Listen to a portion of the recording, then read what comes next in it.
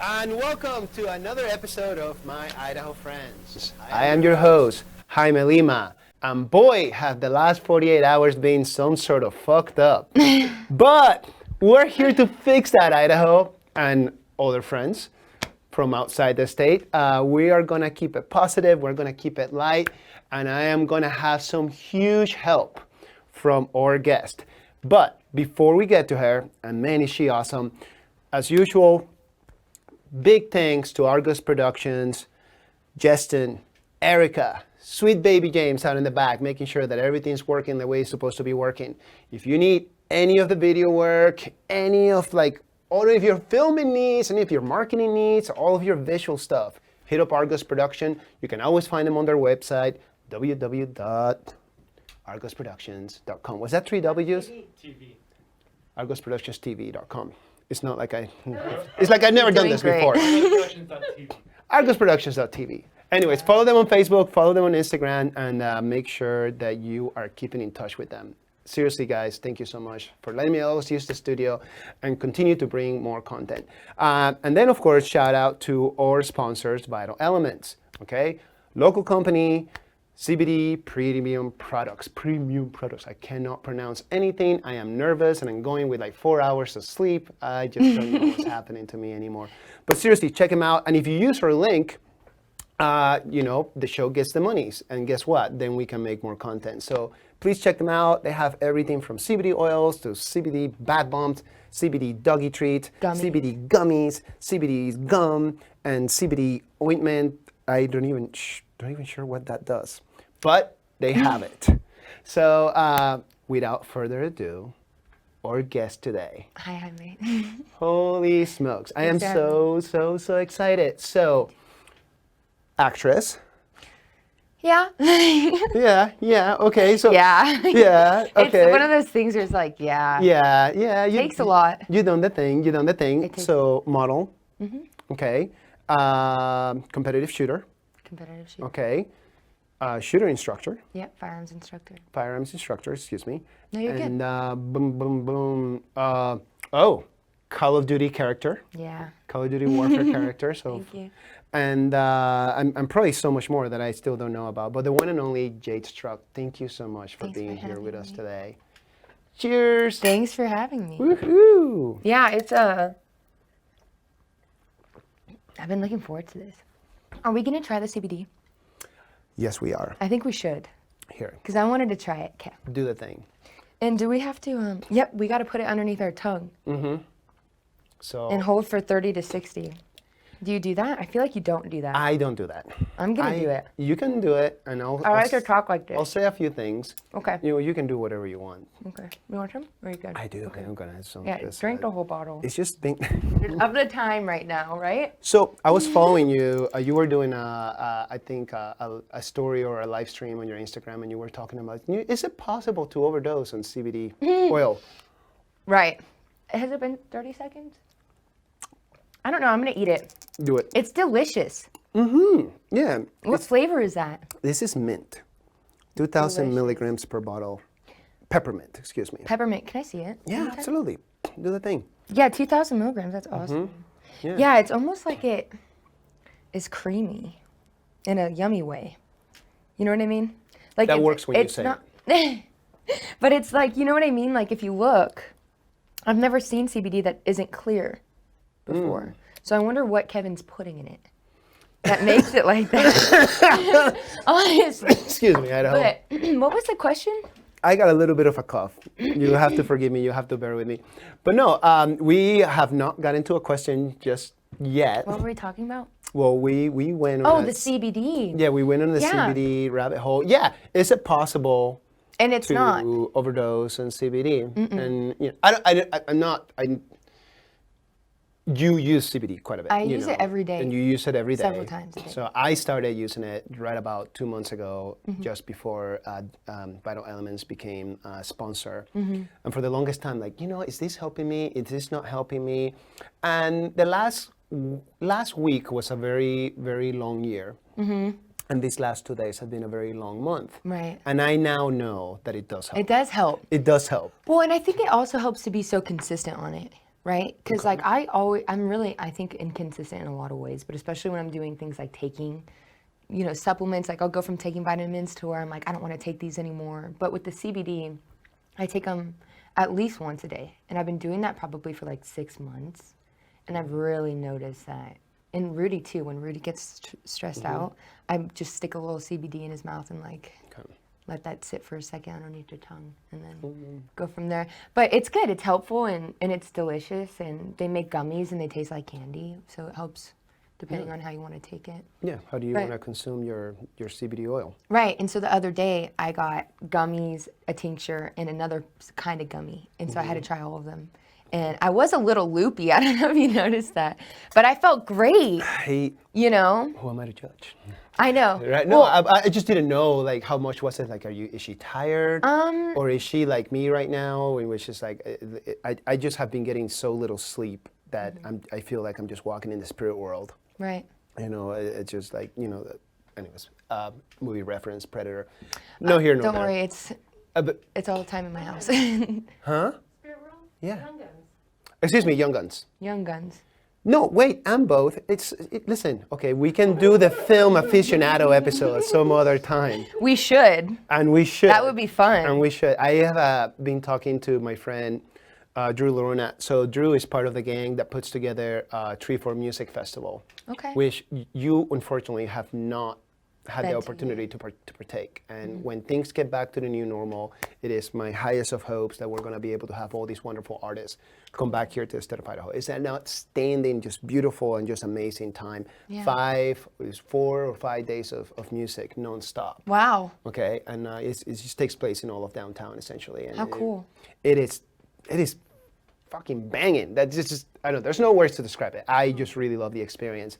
And Drew is one of the OGs that put the whole thing together. And him and I were having a conversation. We'll be having the conversation quite often about like, we need to have a thing in which like we discuss highly underrated movies. Yeah. Like movies that like people love to complain about, but then if you watch them like years later and you're like, hey. Well, I think it's like, did you get it or did you not get it? Yeah. You know what I mean? Exactly. Like my thing as of late was. And that's sound effects in the background. That wind chime is on point.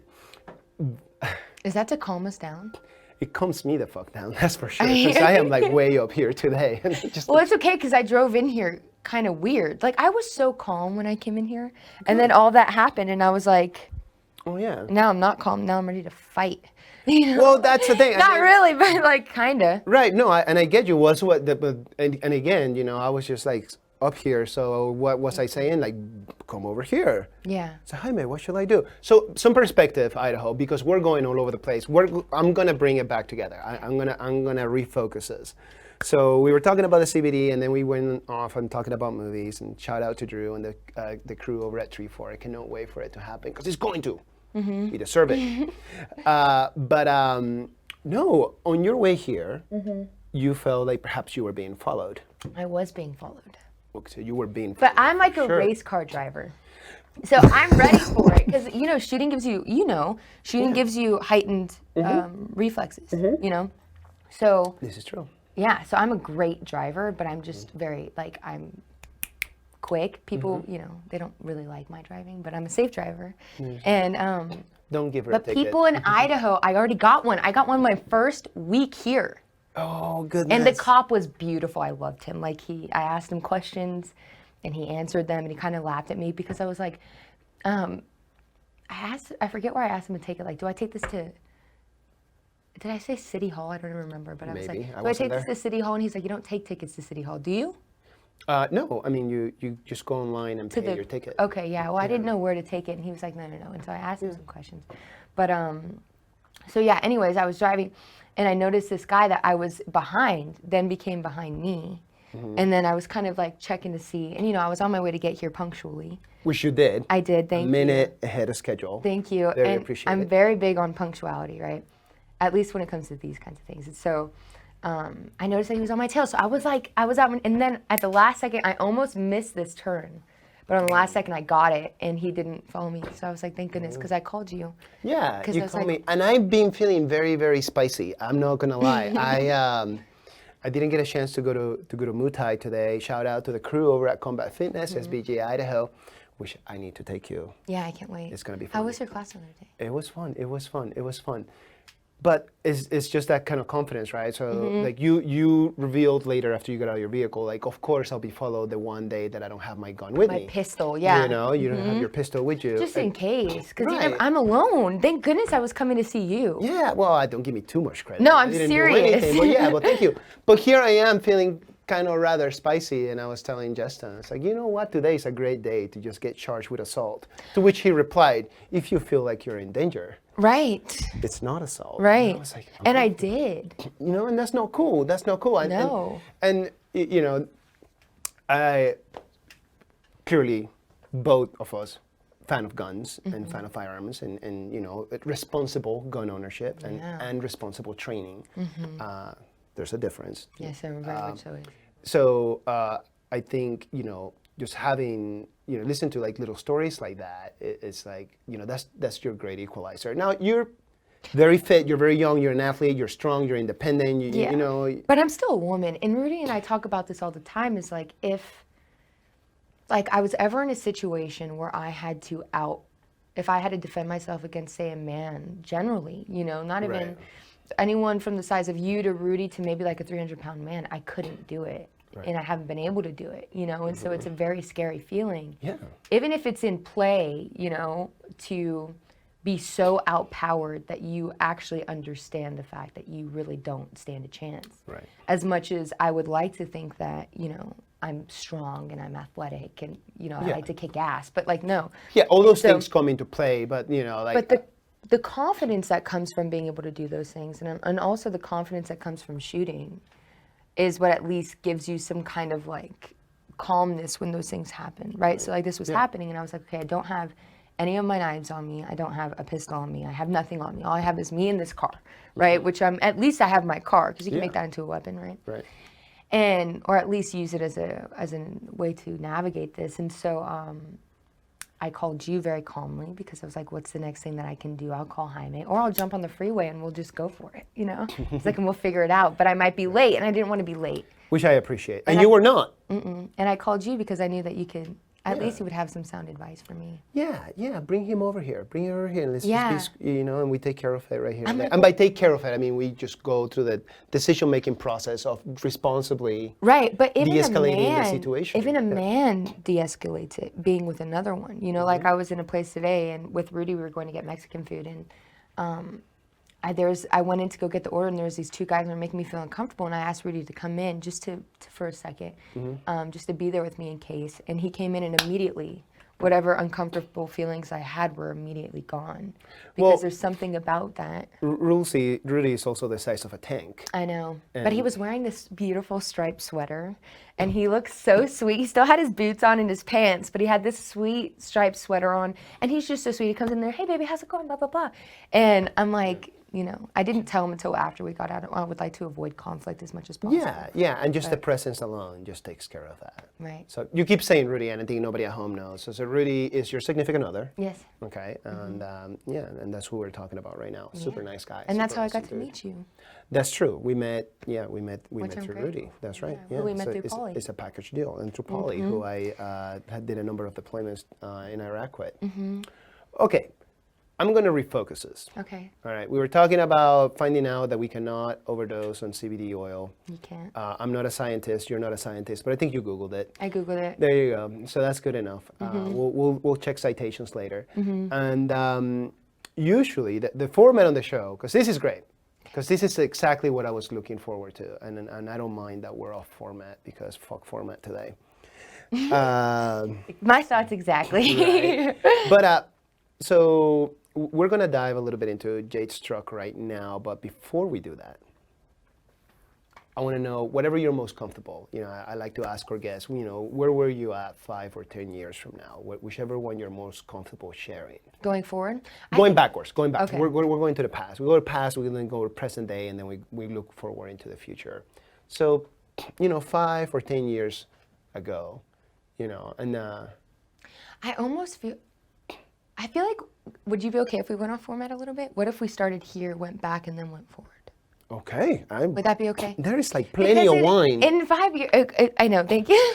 There's plenty But of wine, so we can go back to the We future can go anytime you want. everywhere. Okay, thank you. Anytime you want. Well, and I say that because, you know, I'm 22. So 10 years ago, I was 12. You know? I forget. Yeah. So, and like, you know, what was I doing when I was 12? I don't remember, but it was something, I was probably riding horses and throwing like mud patties at my sister. Well, there you go. That's Yeah, something. you know? Okay, But- I wasn't. Right. So So there's that. But no, like, it's interesting because now I live in Idaho, right? Which I haven't told anyone about yet. Cats We out of the talked bag. about that. yes, that's true. And my reasoning for that is because, and it's cool to have met someone like you because you are so healthy in so many ways. And I'm in this new place in my life where I'm the healthiest I've ever been here. Oh, And Idaho had kind of been the place to do that, but also the people that I've met through doing this and moving here with Rudy has also encouraged that. And I'm grateful for you. And thanks for having me. But thank you for, because you have to understand, I don't have many friends, but I only have really two families, right? You know, spouses and friends that I have. And it's you and Maddie and then our friends James and Gretchen. Right. And I'm grateful to have, you know, been able to get so close to you so quickly. You know, with meeting your boys and meeting Maddie and being welcomed in your home. You made those delicious steaks. And I I'm did. grateful. Amazing cook, okay? Amazing cook, like truly. But thank you for welcoming me into your house alongside with Rudy and to meet your sons. And because that's why I moved to Idaho is because I wanted to kind of touch back into what is really real. And I feel like you know are so experienced that you understand that there's a reality to being somewhere with a family and having roots, and Yes. that to me has been the best thing that ever happened to me. So moving here is part of that, and meeting you is part of that, and getting to meet people, you know, in the environment is such a huge part of that. Well, thank you. Oh gosh. Thank oh, you. Just stop it. This is gonna be a 2-hour conversation. We got 2 bottles of wine. Let's do it. Yeah, let's do it. So prior to moving here, you were in LA. California. I was in LA. You were in LA. Which is You were in strange. LA, and yeah, because I have feelings about LA. I do too. And you have feelings about LA too, because California is a wonderful place. Yeah. California It is. can also be a not so wonderful place depending on where you're at and the company that you keep. You know, and sometimes that has nothing to do with the choices that we make. Wind chime. It's a staple of our show. Breathe. Yeah. It's a staple of our show. It's good. Thank you. Our sound guy just has that there on purpose. Thank you, Justin. Thank you. But you know, it can. I don't like to correlate toxicity with location, but it has to Right. do with the vibe and the energy that you're surrounded. And it could be that in the beginning it's a good vibe. It could be that is a good energy, but then it just becomes very apparent that too much of anything is not sustainable, and it can be then. And then it can turn Detrimental. detrimental, toxic, or Well, and all that's the the above. thing is that I found moving here, and you know, I grew up in California. I grew up about 45 minutes from LA. So it's strange to me that I grew up in LA, right? Or not that I ended up living in LA after not being involved in that scene really at all, not really caring to, because I grew up on a ranch essentially. In yeah, horses. about 45 minutes and away, things, you right. know? Like, what was anything else? I had no idea. All I knew was, you know, the horses in my family and in that bubble, which was so safe and sweet, and even though it was completely unrealistic, right? But it was nice. And then moving to LA, I realized how sensitive we are as beings to our environment. And I don't think that it has anything to do with the actual environment itself as far as the landscape goes, but more so as the kind of energy that's surrounding it. And it's not something that I think you can really pinpoint. I think it's really kind of depends on what you're susceptible to. But with LA, I just was just not in the best place, you know. And so we tried it for a year, and I think we had to be there because of Rudy's work. And, Right. you know, I didn't really need to be anywhere, you know. So I was like, I'll be wherever we agree on. And the thing is LA was kind of a compromise. And then Boise was not so much a compromise as just this kind of naturally occurring. I said, babe, we need to move. He's like, where do you want to go? I said, I want to go to Idaho. He said, where in Idaho? I said, you can pick. Right? I pick Idaho. You can pick where. God bless Excuse you. me, sorry. Yeah, no, God bless you. And he picked Boise because of people like Von Herbulis and Yeah, yourself. BDH, Mission 43. Yeah. And then him and I connected because we have, you know, there's a couple of people, but Paulie coming. Paulie. Yeah. And he's coming out here soon. Yeah. We're gonna do some work. That's awesome. Yeah, That's shoot some exciting. things. So that's really cool. So I mean, I think it's fair too, and that speaks volumes also to you guys' relationship, in which, like, there was a little bit of compromise on the whole LA situation. Oh, for sure. But then you get, to choose Yeah. where you're gonna go next. Yeah. And I think if we don't have anything to add, we won't, as far as each other goes. So like for me saying we have to go and he asked me where I'd go, if I didn't know where I wanted to go, I probably wouldn't have said anything. We could figure it out from there. And I was open to a ton of different things, but my spirit, and I prayed on it, was putting me here. And I'd never been to Idaho before. But Right. I was just praying about it, and I got that notion, and then I prayed about it again because we didn't get anything, and then I found out that God just wanted me to be available, so I was, and then we got a place. There you go. So, Hooray. God bless Idaho, God bless God. That's Praise awesome. God. Yeah, so we're here, and it's great, and I've never been more healthy. So I think that was kind of the point of it. But if we wanted to back up, like 5 years ago, it was in California, shooting, working with actors, kind of cutting my teeth in this world, which, I started shooting when I was 18. Which, and I don't say that like in a jab at all, but You can jab. It's not. Just want to say, but that was just 2 years ago, 2.5, 3 years ago. For me? 21 to 4 years ago. 4 years ago. Math for Marines. You're good. And then I was like, now I got it. No, you're good. So yeah. Yeah. So how did that start? Like the appeal of becoming a shooter. Yeah. I grew up really competitive. Like, I'm a twin, and I think, did I tell you that? I did not know that. Okay, I'm a twin, and she's great. That's but awesome. And I have an older sister, and then I have one more oldest sister, and we were always super competitive. At least the three of us and the younger. 4 ladies. 4 ladies. That's Handful.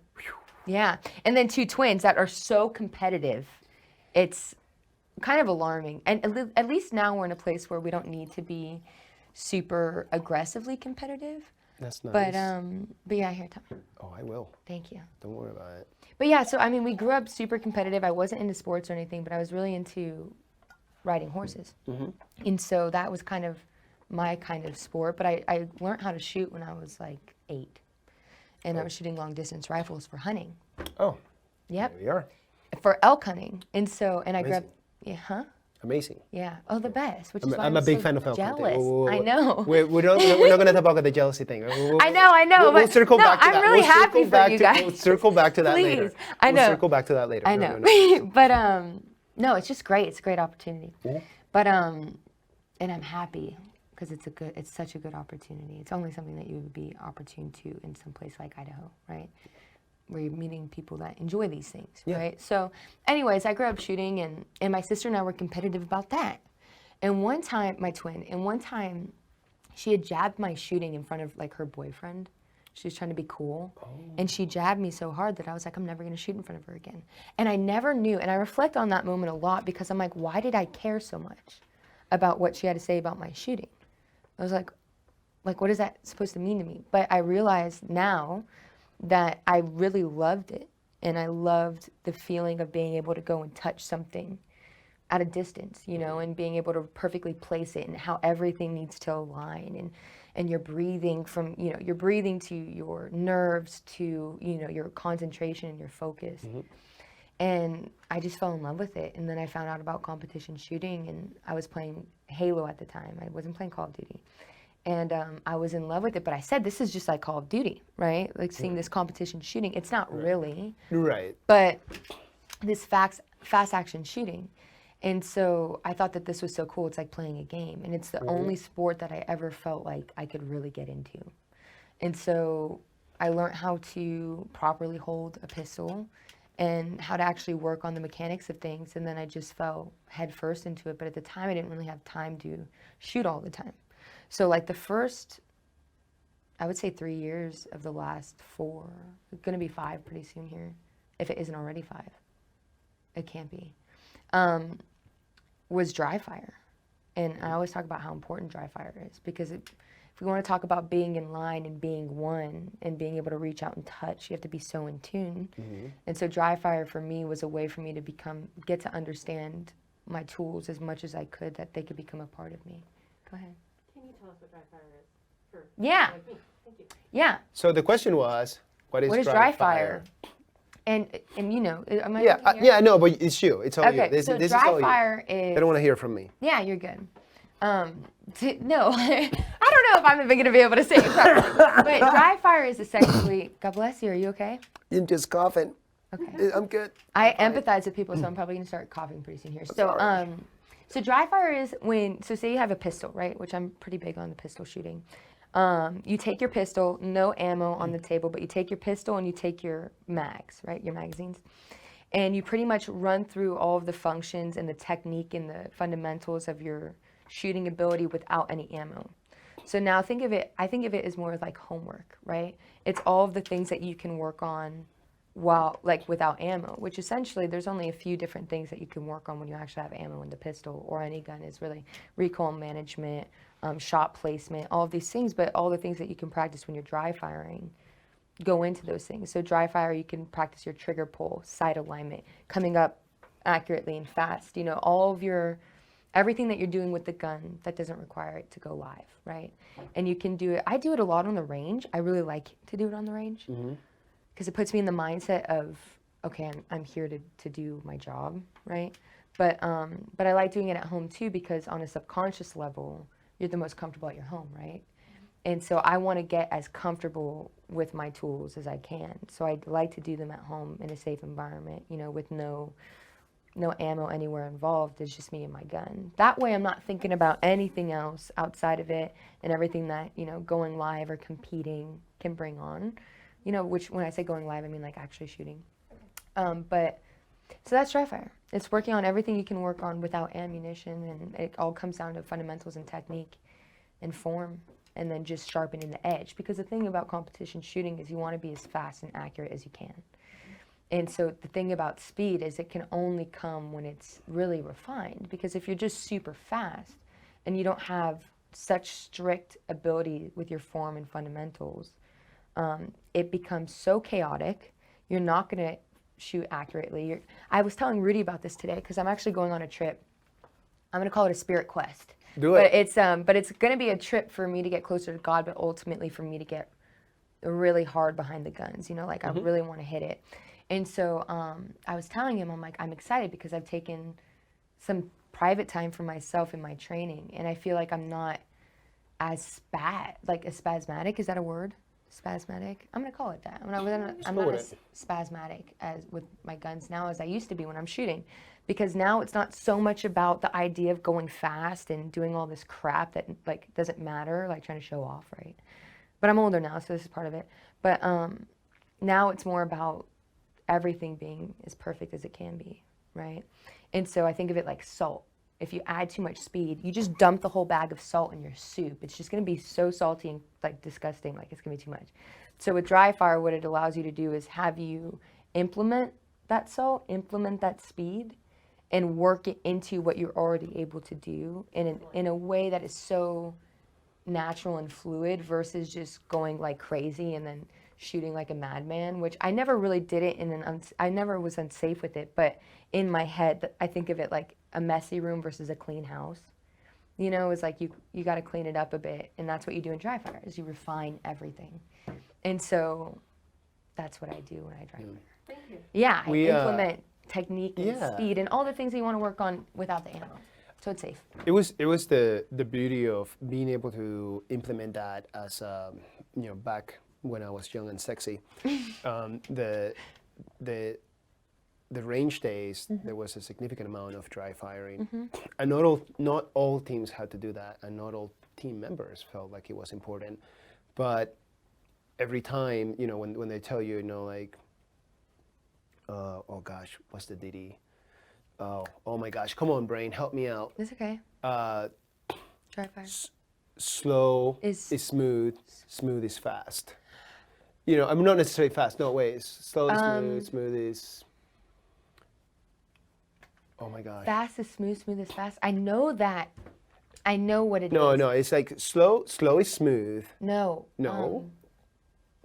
we're gonna, okay, so it's gonna come back to us at 3 a.m. But it's about being smooth. But yeah, it's all about being smooth. But you Yeah. cannot be smooth if you're not like, taking your time in the beginning, and because there's a difference between, shooting at the range and then, like clearing a house. Right. So when like you're going in as a team or, law enforcement or whatever, and you're doing, practice, clearing an actual building or an apartment or, whatever the simulation might be, Right. that's entirely different. Well, but yeah.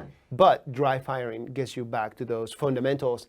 And it's the funniest thing because you were mentioning dry fire, and I don't go to the range much now that Lazaro, my second son, was born. But like up until that point, I was clearing my house still, and I was dry firing it whenever Madeline and the boys were not home. So when they were both at daycare and she was at work, and I just happened to have some time, whether it was like 30 minutes to like 2 hours. Yeah. I would just dry fire, and like I will always spend like at least like I know it seems like a long time, but it's actually not, and you can attest to this. Like 30 minutes A day?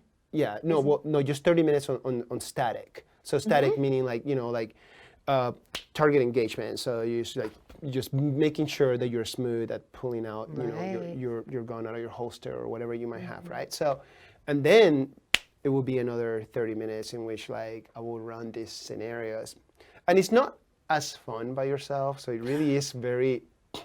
I disagree. I think it's so fun. But the thing for me is like I always did it with a team, right? Okay. So that's how I learned, and growing up with the guys, That's interesting. And so now when I do it, like I feel very, very silly, and but I still do it because I know the importance of it. That's an interesting. But it was just one of those things. So I was like, okay, so like I know my points of entry from in my house, and this is not like a combat/war environment. This is just, It's comfortable. Yeah, and it's, anyways, don't want to beat the horse that is already passed away, and Erica has a question. But Go ahead. the importance of dry firing.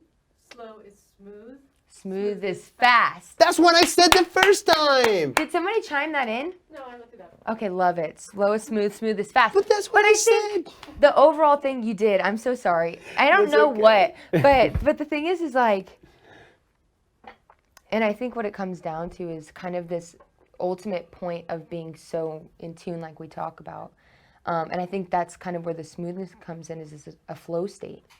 And I think that dry fire gives you an opportunity to really get to know yourself, to kind of get into that flow state, and to be able to recognize when you're in it, and to take advantage of that when it needs application, right? So like in shooting, I think everything is very circumstantial. Like what your skill sets are here are not going to be here, but you have to be able to know yourself. You have to know what speed you can go at that you're accurate enough, or, in finding that balance of being able to kind of shift with what you're being faced with. I think that's what dry fire really allows for you to do, is to be able to know that, I'm not going to come up and hit a steel at 50 yards, 30 yards as quickly as I am about to get a shot off at that, mannequin, at a target 5 feet away from you, 7, whatever. Yeah. And so it's being able to know yourself through that. And I think it's that private time, whether you're training on or off the range, dry fire or live, that you really kind of get to sit within yourself and find where smooth can be. Find where you're hitting too fast, and find where you're hitting, where that is safe. It's being able to gauge it. Speaking of snow smooth. Man, my kids gave me a cold. I'm getting over it. I have this tingling in my throat, and it's just a cough. Somebody's gonna make fun of that later. I don't want to. Oh gosh, that's gonna be a dangerous rabbit hole. What? But I love this right now because I'm feeling so much better. It's probably not just the wine; it's also you. Mostly you. It feels just go good. with that. It feels good. It feels Thank good. you. But like my thing. So I used to fire a great deal, and I wasn't like an amazing shooter by any means. It's funny because in the unlikely case that one of my teammates is watching, they'll probably be like, "You were the worst shooter in the team," which is still pretty good. Yeah. Which is still pretty good. I'll say because those guys were amazing. Good. But I'm sure But you had to be. it was the dry firing aspect what kept me, at that level. Mm-hmm. What just kept me relevant and what kept me proficient. Yeah. And when I transitioned, from my old life into, just being here back in Idaho and being a civilian and whatnot, it was just not sustainable to have that many, like hundreds upon hundreds of rounds to go through different like shooting platforms. And Exactly. And so now like I had to go like I have, I'm sure somebody's gonna have a heart attack, but at the same time they can go fuck themselves. My AR, I got an LWRCI, which is kind of a dinosaur gun now, but it's at that time, tip top. Yeah. As my son will say, my youngest, tippy top, son, tippy top, dad, tippy top. Gee. I miss But it's just sitting in my gun safe, it's my 223 or a 556, which however you want to call it. Yeah. But my Glock 19 and my Glock 43, they're the go-to. Yeah. That's my concealed carry, or that's like if things, very unlikely, because that's why I love living here, because it's incredibly safe. It's safe. But if it gets froggy, I have my go-to. Or if Right. if I leave the house and I feel the need that I need to have something with me. Yeah. I got my 43 with me. Okay. And I just continue to dry fire with that because it's the one thing that is, again, just like back then, it kept me relevant. It keeps me relevant now. And it's also so much more cost effective Yeah. when you're dry firing, because back then I had like all the ammo in the world because we were going to train no matter what. Right. And if we were not training, we were deployed. And if we were deployed, guess what? We were still training. Training. Yeah. Yeah. But now it's like, Well, and that's the thing about dry fire is if you don't have the time, if you don't have, like right now, for instance, we're in the middle of a point in time where ammo is so hard to come by. If you do come by, it's very expensive. Luckily, we have ammo here. I have not had a problem. I have ammo. Okay, perfect. You see, Yeah. and we're good. Yeah, we're good. But I think that this climate is just a lot different. I think that nobody is really wigging out. Yeah. As much as the rest of, which is why I'm glad I got out of California. We are very fortunate to be here. We are Yes. very fortunate. We're not perfect, and there's a lot of things that we can work on, and we Yeah. will. I love you, Idaho. You just keep on doing your best. But I mean, it's the reason why I always knew I was going to raise my family here. Right, and what better place for me to want to kind of come and start a family? You know what I There you mean? go. Like, Exactly. and now I'm in a place where I'm thinking about things like this, and I love seeing you and Lazaro and Uriah and Maddie, and I see this beautiful co-parenting with all this love, and then these two wild men. I mean, okay, so this is my favorite memory of Chi-Chi. We're downstairs looking at your study at your office, right? Right. And I turn around and I'm in heels, right? Always dressed to the nines when I go to see you. And I always, whenever we go out or we're doing something, I'm always trying to make it look, I'm always trying to, show up. And so. You do. Thank you. You do. I mean, sometimes it's like, because plans change or whatever. So anyways, I'm sitting there and I'm in my heels and a dress. And I look at Chi-Chi and he's on the stairs and he's like, watch me. And he's like 7 stairs up and he's about to jump down. And I said, Chi-Chi, are you sure that's a good idea?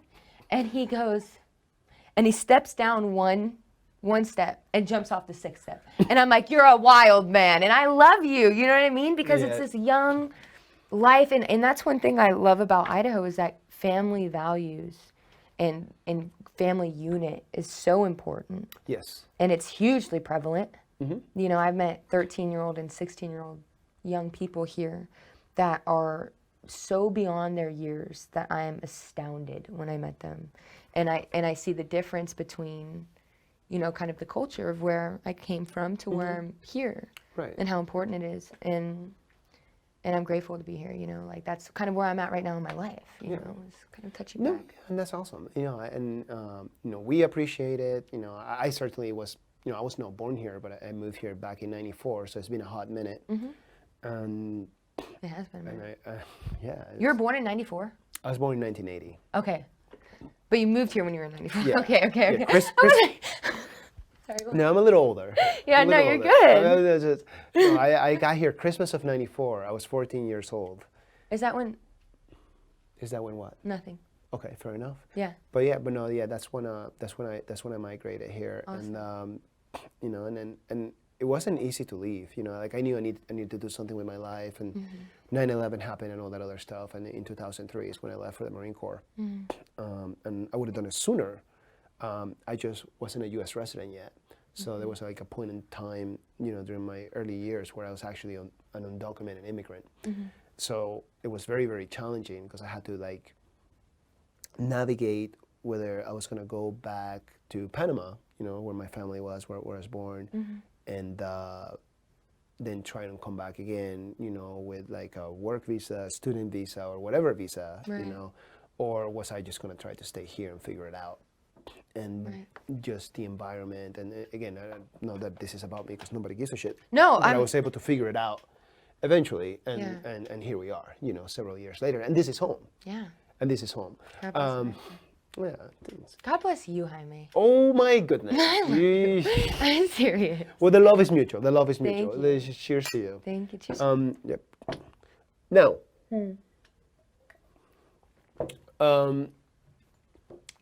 we were diving into the shooting and all this other stuff. I'm a bit of a gamer. Okay. And by a bit of a gamer, it's just like I play games every day Perfect. on my PlayStation because I love it.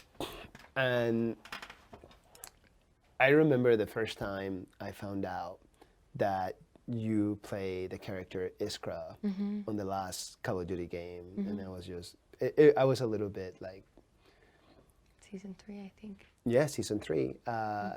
So like I'm 40, but like the 15 to 25-year-old in me was just freaking out. For sure. It was super awesome. Yeah.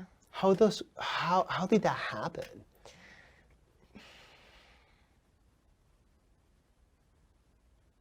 And it's gonna sound corny, but I'm gonna say it God, because I No, prayed that's about okay. it. No, that's because okay. I prayed about it, and I don't want to push anything on you, but No, that's okay. No, And so- no, okay. So so check it out, Idaho, because this is no biggie, and not that like the whole state is watching because they got better things to do with their time, but you should watch. they're watching. And we can dive into this conversation later or some other day, and it's just not a big deal. It's like I did a number of deployments, combat deployments, and my Afghanistan deployment was just kind of like towards the beginning of the end, in which like I started questioning my faith, and then transition, a number of years later, and then it's just like that's no longer the case. Right. Okay. With that said, I most certainly appreciate anybody who triples, doubles down, or whatever into their faith, and I would always defend that. That's a beautiful community. That's something amazing, and that's something awesome. Whenever it does not come from a place of judgment, or that it wants to be pushed down me and my family's And that's throat. how I just don't want you to feel. Yeah, And I talk do about not, it a lot. and I do not. And, Thank you. And it's completely cool because like every time that you have come, to our home, you're always welcome to do it. Thank you. Because you don't push it upon us, but it's important to you. So therefore, it is important for us to respect it. So I need to know, whether it's here on the show, or when we're hanging out, having a wine somewhere else, or eventually when we do get to go shooting together. Yeah. And I embarrass myself. You're not gonna.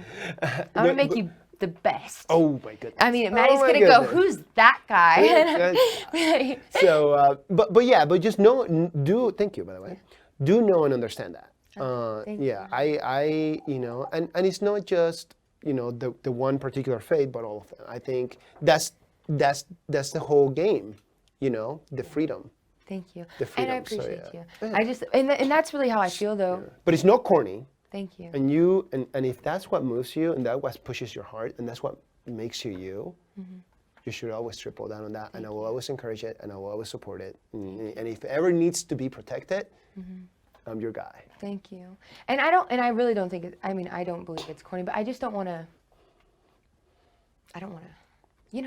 I want you to be you. Thank And I you. want you Okay, to be so you. then, yeah, so I then- want you to be you. And if I you know. prayed for it, and that's how it went down, and well, that's so that's the and thing. in your heart, and within your faith system and everything, and that's what it was. Then that's what it was. And I'm all for it. Thank you. I'm all for it. Thank you. So yeah, we got blessed to go at the time, was struggling a bit. I didn't know what I was going to do or where I was going to go, or really, I didn't really have anything. I wasn't having an income, but that was okay because I chose that for a good reason, and I was happy with that. Yeah. But I was praying a lot, and so and God gave me an opportunity, and we went to do this photo shoot, and we did it, and they said there's a potential for you to become something on this character or on this game if it works up top, okay? And I said, up at the top of the chain, and I said, okay, well, I'll be there. And somebody in my life at the time that was managing me, who's still a dear friend of mine, was like, you can't do something on the potential of it happening. And I said, well, I'm going to have faith in this, because I do believe that if it's even a potential that we're talking about, then it's something that I have to, trust in. And so we went and we did it and we had fun. And that was like a great experience. I went with Rudy. We were all in this photo shoot together. All of our friends from inside the industry, which was cool, and some new ones too that I really became close with. And then, a few months later, we were at a premiere for, I want to say it was like SEAL Team or something like that. It was a TV show. Yeah, the TV show. And I got a call or I got a text, and I said that, I need to be in a place the next day to get scanned into the game. And I was freaking out. And I was jumping up and down. I was so grateful. And then, and it was great. And then things kept moving, and, I would love to tell you about them, but they haven't come out yet. I'm sure you might know about them. It doesn't have anything to do with me. But, so it's just been a bunch of beautiful opportunities. But I'm grateful, because I grew up around the gaming space, and so I you mentioned like Xbox, playing Halo. And I played World of Warcraft on PC. Oh my goodness. Which I was just literally yesterday showing Rudy Night Elves and Blood Elves, and showing them, like, I played a Night Elf Hunter. So she's a bow archer. So anyway. Okay. Yeah, just the cough, the cold thing. I'm so sorry, Idaho. Okay. Do you need Forgive some water? me. No, I got one. Okay. Perfect.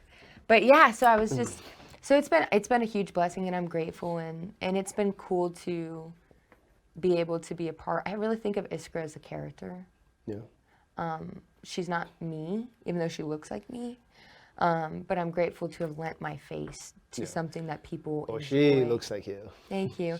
And when you go to the multiplayer screen and you're just right there, it's effing cool. It's Thank effing you. cool. Yeah, I'm very humbled to be able to have done that. Thank you so much. Thank you. And so yeah. So, fun fact, and I don't know if Rudy's told you, so because that was actually between him and I. We're at my house. Sorry. Do your thing. Do your thing. you. Hey, Thank you. by all means. Sorry, guys. It's okay. It's okay. Thank you. It's my show. You can do it. If I say you can do it, you can do it. Put on that pink wig and dance. Whoa, settle down. It's my show. I'm going to dance if I want to. Put on that pink like wig I said, and dance. yeah, my show. Yeah. I'll put it on. You look wonderful. Thank you. But I was telling Rudy, because Rudy, it's so funny. It's like, because Rudy and I love board games, and that's like the thing that I need to, like, now that he's back, that's the thing we need to explore. Yeah. Because I geek out tremendously on that, with the crew and whatnot. But, oh gosh, we were downstairs and you were outside, with the kids, my wife, family. And I was explaining to Rudy, it's like, he was telling me, like, Jaime, like, do you know that, like, now on games, that you just, like, pay money just to have some, like, digital clothes on your avatar? And I'm like, oh my gosh, Rudy. Because Rudy, his soul is so old and young all at once. Yeah. So, and it was adorable, because he thought he was teaching me something. And it's like, bro, like, settle down. Yeah. Like, I've known this for a while. Yeah, I've been there. But my cheap ass never spent money on anything extra, because the way that it used to be on games is you had to earn it. Right. You had to earn it. You had to grind, and you had to grind when you were playing games. It didn't matter what platform it was. And if you got it, you got it. And if you didn't, well, suck it. Yeah. Okay.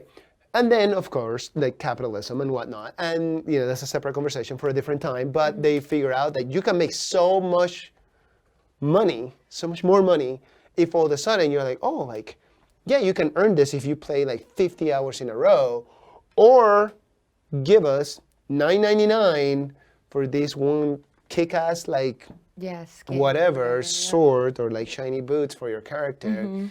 And man, you look banging. And, when I was a teenager, that was like, nah. Never a thing. No, man, like, or that's just not gonna happen, period. Right. Yeah. But now, like my friends who have teenagers, like, they're like, they are earning that money, whatever they're working, and they're spending it on that. And I'm just like, oh my gosh. So I got you, Erica, I got you, I promise I got you. But, because Erica's got the best questions, so this is a good thing. But the the one thing is, I'm standing there and explaining to him, and in like a very like embarrassed sort of way, because when I found out, it's like, oh my gosh, like Jade is Iskra.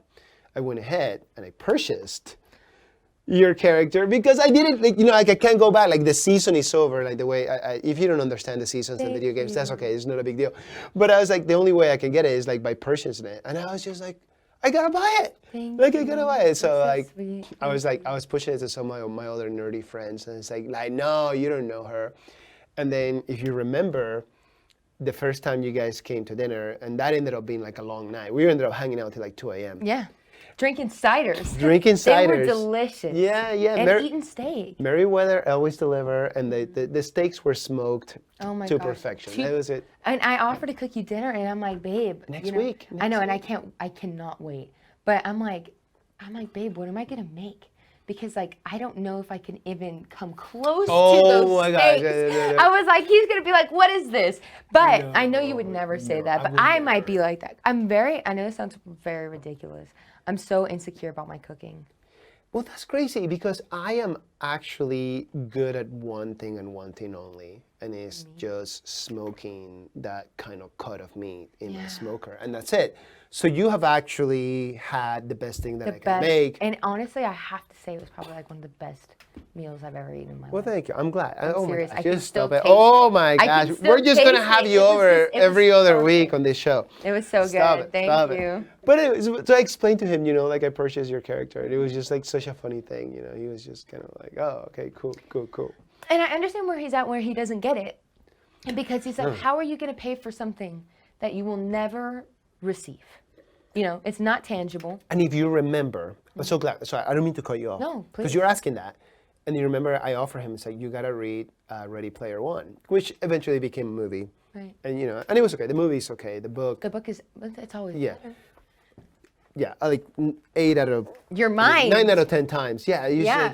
Well, it's in but your head. Yeah. It's so personal. But he's that generation, he's like with me, he's only just slightly older than me, so he Right. like remembers, it's just like me, I can remember the 80s, the late 80s and, all of the 90s. Right. And it's just all that reference to pop culture and things along those lines, and it's just like, it just makes perfect sense.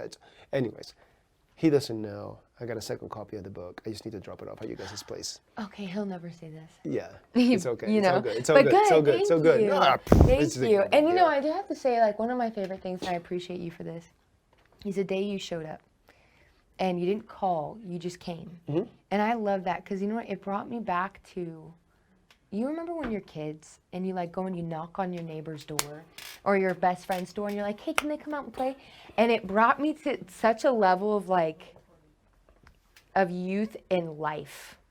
You know when you have like flashbacks to things and you haven't thought about it in years? Yes. And thank you for that, because it made my day. And I was like, you know what?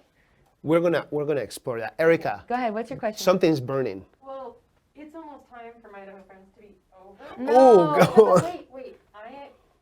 We need to cut the live stream part of it. So Okay.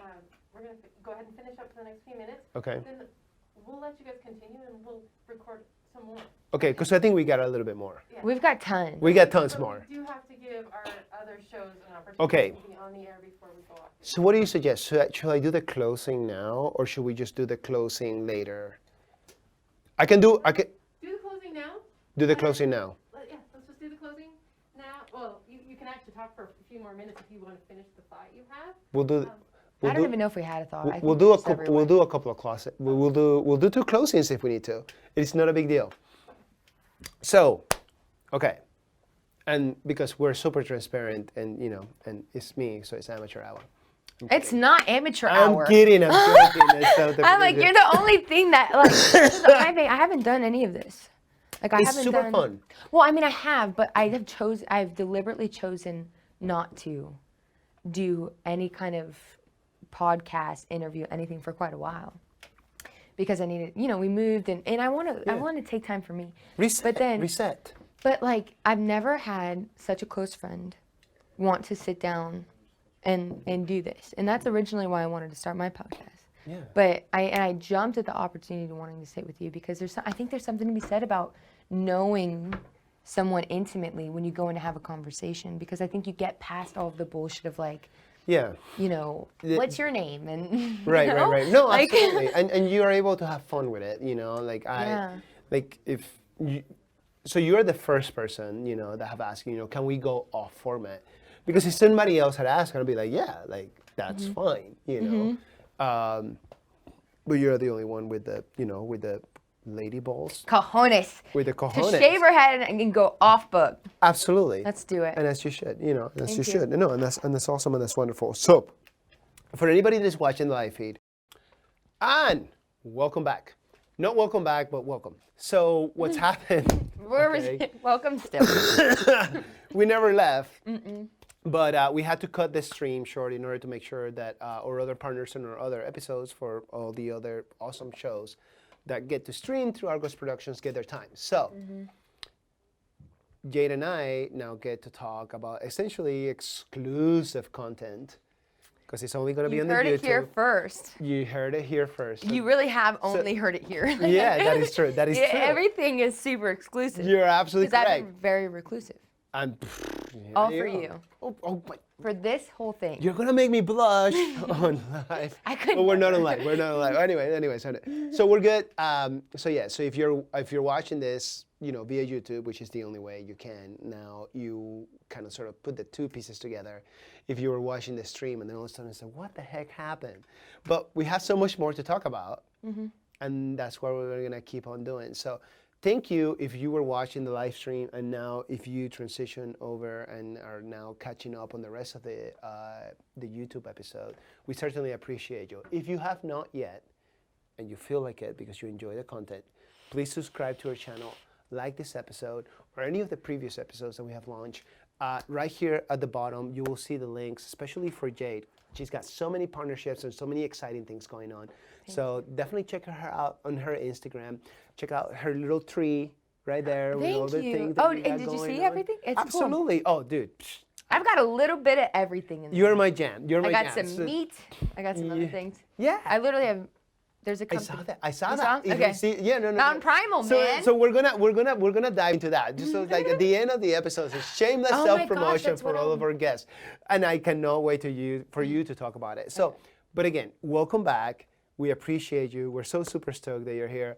As always, thank you to Argos Productions for letting us use their studio. Thank you. Justin, Erica, sweet baby James out in the back, making sure that I still look good somehow one way or another. And of course, you do not need any help. And as always, big thanks to our sponsors, Vital Elements, Idaho CBD premium products. We're chowing on them. We are chowing on them because we found out, at least via Google, I'm yet to check the You citation. cannot OD. You cannot OD on CBD. So these only have 20 milligrams. We took 2,000 at the beginning of the show, but then I was eating these white chocolate. These are delicious. Oh, The white chocolate. they're so good. 20 milligrams. But the I'm gummies- wondering how many calories are in them because I could gummies eat this are entire pimp. thing. No, with that I said, literally ate like 3 of them. I'm just Yeah. like, I'm starving. Let's eat white chocolate. that's good. That's It's good for You're you. We have It's some good. pizzas Oh. or big, Annie's burritos, and we have pickles. We have Dilly's pickles. We are. I'm okay. Thank you. Only because Jaime has to sit next to me, and if I have a dill pickle mouth, you know I love pickles. We're gonna bring the pickles out. Okay, let's eat these pickles. Thank you, Okay. sweetie. And I gotta tell. Do you want the asparagus, the cauliflower, or the jalapeno? Let's try with asparagus. Let's start with asparagus. Gosh, we're gonna get a So fam, smorgasbord. so the last episode prior to Jay being over, we had an interview with Jessica Norris, all right, founder and CEO of Dilly's Pickles. Super cool episode. And I know what you're thinking, like pickles, Jaime? Like really, you're gonna make us like watch you? It's talk a whole to somebody thing. about that. But it's a whole thing. But her operation, I mean, you're talking about like bootstrap, just making it happen and putting Love it it. together. It is a family operation. Her 3 beautiful daughters are helping her to do it. Awesome. And I think the oldest one is like 7. It's amazing, How you know. And yummy. her husband, Brett, is just like the most adventurous, kind, loving dude. Also an elk hunter, so Oh, you know wow. he's dear, Near and close to my dear, heart. yeah. They're just an amazing family, and like as you were mentioning earlier when we were actually doing the live stream, you Mm-hmm. know, family values. Okay. By the way, not that there's not any family values anywhere else throughout the country, of course. But the fun thing about the United States, at least from an immigrant's perspective, and I've been here for a hot minute since Christmas of '94, is the different cultures in different states, and that's all we were talking about. So. Oh, I don't think you need to defend it though. Yeah, no. Okay. But somebody that might be watching that might have jumped in right now. He's 'Cause like, I'm oh, in like, California, and they're only very Idaho similar. has family values. No, that's not We true. might be saying that, and if we were, then so what? I'm not saying We that at said all. it, and I said it, and I'm not sorry. Okay. But we didn't. If it comes across like that, but that's not what we said. Because I just think there's a lot of other places I throughout the whole agree. beautiful country that has a lot to give. You know, so but we were broaching that concept. We were talking about that subject. So It's but yeah. the wine. We're The wine's like, getting- I said it. I said what I said. I said what You know, I I'm said. not I sorry. said what I said. You know, don't take offense to it.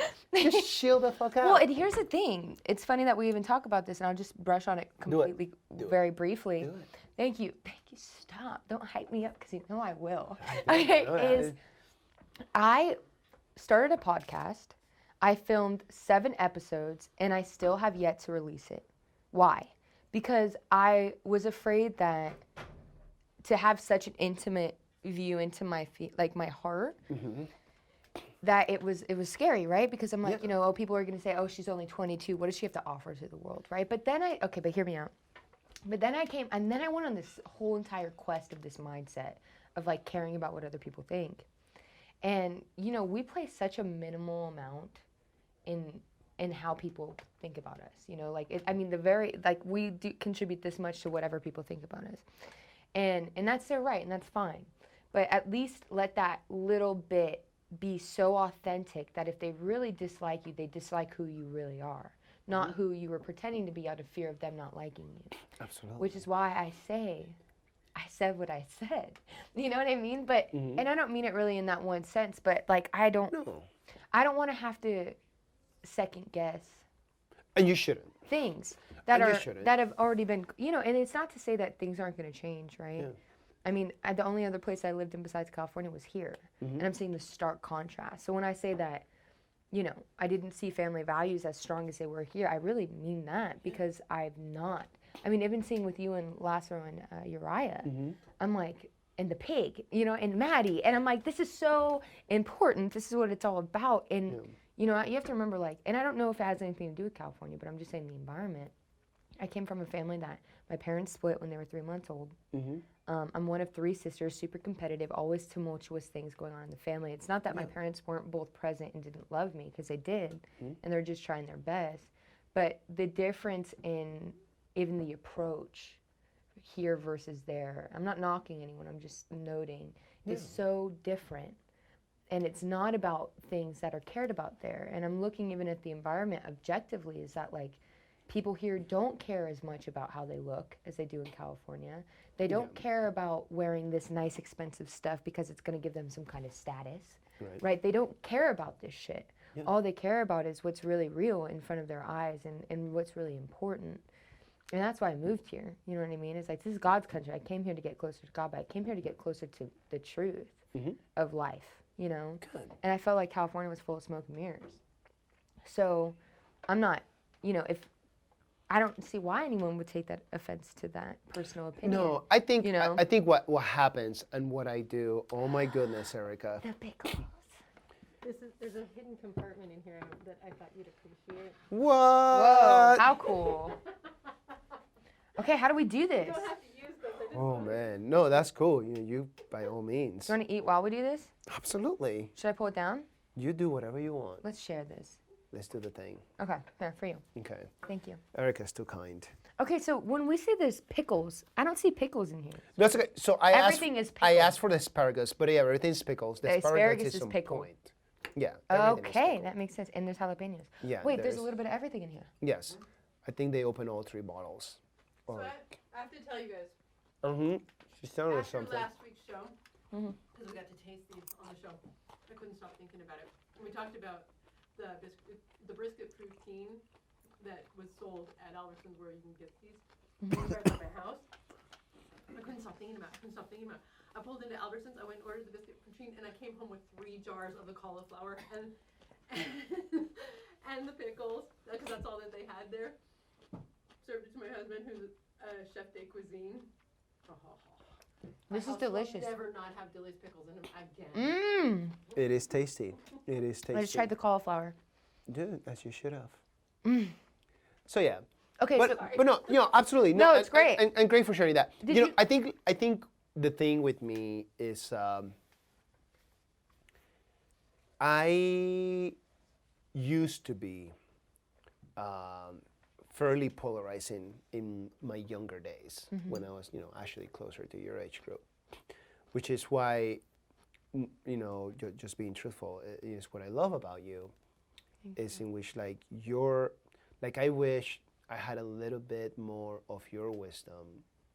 I cannot go back on time and change it, but when I was Right. 22 all the way through like 25, a little bit of a knucklehead. And But we and love you for it. And well, thank you. Yeah. But now, as you grow older, and you learn, and I know that more than likely anything that we have said is not going to be taken in the wrong context. I'm sure what I've But- said will be.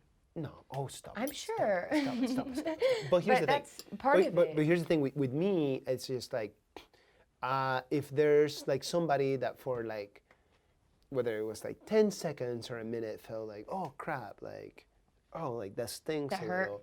Wanna make them feel better about it. There is so much out there already that is just making somebody sting. Mm-hmm. And if I can take a little bit away from that, I have the time and the energy Yeah, to do that. to do that. Good. Now, I'm not saying, like, and that's just kind of like my thing. With that said, Mm-hmm. there has been a number of times right here on this table and with different guests in which it's like there's some things I will not budge, and there's some things that I will not turn the needle. Sway. And it's Good. just like and it has to do with values. You got the jalapeno, didn't No, you? I had the jalapeno, and then I had one. I don't know what happened. I had one of the asparagus after, and it kicked up. That's good. That's all right. Nothing wrong with that. You got some wine to wash it down with. It's good. But Nope, I'm so good. Thank you. But- I like the burn. there you go. Thank you, sweetie. But the thing is, like the same values in which I, run my practice for work, and then in the way in which like Madeline and I, try to raise their The children, boys, yeah. and the same way in which like I try to like be like the guiding line, the guideline for a show. Oh, it's still good. 5 I'm second still gonna roll. eat it. I'll eat it with I you. eat it right now. One bite. Yeah, We're in this together, friend. Thank you. absolutely.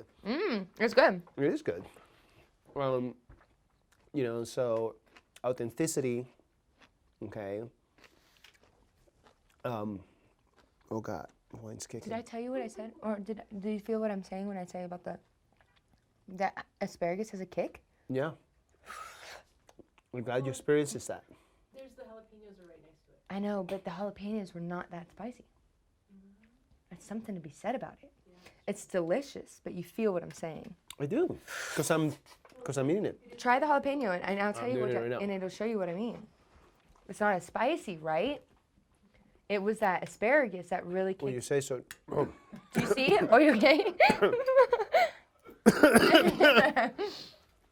I'm not gonna compete with hot ones. They have a great crowd and they got a good thing going on. Shout out to them. Oh my God. I would like to compete with them. Let me see that. It's so good. It's was it's spicy asparagus. It That's is why. spicy asparagus. That's why. Yum. I This forgot. is so. And you know It what? is really good. This has like. There's 5 calories. Yeah. All day. What? All day. Yum, yum, yum, yum, yum, yum, yum. Pickle juice. Is this open? Yeah. Pickle juice is the best for your muscles after you like do big hard workouts. And if you get like the Charlie horses and Oh, this is so good. Did you know that Drink it. pickle They're not juice that fights? I don't know. And you know what? I can't quote myself. I can't say this as a matter of fact, but We'll look for a citation somewhere. yeah, vinegar. The vinegar and the acidity in it has been known to help promote like positive thinking. Like it helps fight off depression in a way, because of the endorphins that it releases. It's a lot like cashews, and so it's so funny. I take a shot of vinegar every day, but it always peps me up. what kind of vinegar do you use? Apple cider vinegar. There you go. So I'm gonna try a little bit. we went off Can I do that? Can I subject. sip off this? What I was telling You Jade sure? as she's enjoying her pickles, Sure. the values for her show, No. Nah, no. trustworthiness, Thank you. See, I'm glad we could communicate about that. Authenticity. Thank you. Yeah. Just give me. and kindness. What? Trustworthiness, authenticity, and kindness. Those are the values in which, like, it's the foundation for everything Yeah. that I try to do.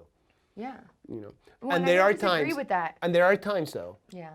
that even within those values, as much as I try to be positive and be someone in which you just can be Thank you, Mama. somebody who, like, you know, I know. I don't want to. pushes out some good vibes, there has been times in things that I have said have been polarizing. Right. Because there's some things that, like, based on those values, you know, I'm just not going to bend on. And that's okay. Right. And that's okay. There's Well, nothing wrong with that. and I don't need the world to love me. I don't need the world to like me. Right. And I think the hardest part about all of it has been like, especially for me doing all of this from the time I was 18, right? You know, Really being propelled into. I'm so excited to try this. do it. Let's do it right now. I'm taking this out. It's so good. That's like a midnight snack that you would crave, like your steak. I crave it randomly. I know that sounds bizarre, but that steak that you made me, my mouth waters when I think about it. I crave the texture of it. Oddly, most of the time around that time of the month, where I'm needing iron, and so I crave for specifically the steaks you made us, because they were so soft and they were so chewy, but they were pink, but they had this texture to them where they like melt in your mouth, but you could still. It still had texture. I don't know. I think the magic, you know, the magic on that right there, and I could be wrong, but I think it was the fact that I was able to smoke him for 8 hours. And Something to be said about and I just got the right temperature. I've was just so been working perfect. on it, I'm not going to reveal my temperature secret, but it was just the right Don't. temperature for the 8 hours. So yeah, okay. Now that I anyways- know, now that you like this so much. Yeah, So here's the thing. So let's get back Yeah. on target. Sorry. Okay, I want people to know more about you, especially now that you're here, you know, part of our home and part of our community. Thank you. So, you, goodness, You okay? that cough, I'll be okay. I have wine. Local wine, mind you. So, This is what Kevin bring over to our house. yeah, because I gave it to him. No, I'm just kidding. We're both club members. That was a joke. That was a It's joke. delicious, though. Yeah. But no, Tilia? Talaya. Talaya. Yeah. Can't go wrong. Cannot go Perfect. wrong. Sorry, I don't mean to cut you off. Oh no, you don't have to cut. No, you're good. Okay. So you're here now. There's a number of different projects. There's a Yeah. number of different partnerships that you got. We have now talked ad nauseum about shooting and whatnot. And I want to close that up a little bit. Are you going? Because you're very exclusive. You have trained some.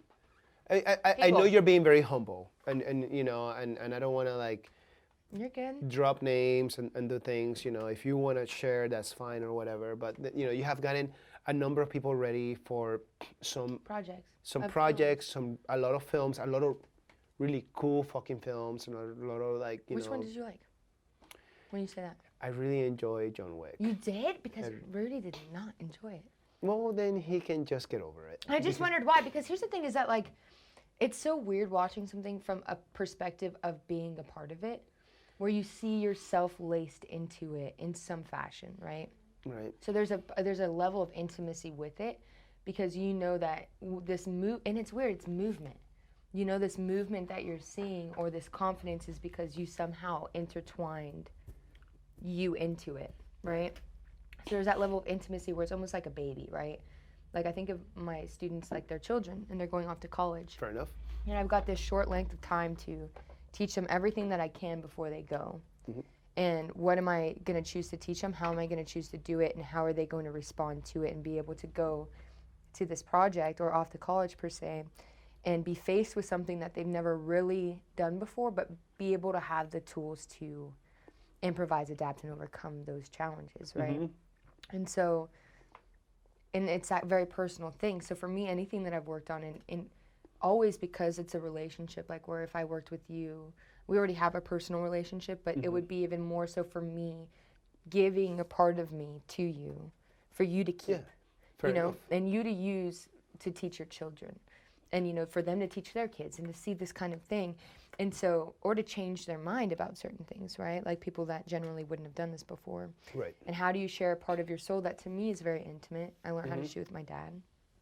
And give them a part of what once was my childhood and now is a part of me, give it to them so that they can go and do it. So when I see the films, I see myself in it in a way that isn't about me, but in a way that I really see them going to where I want them to go, right?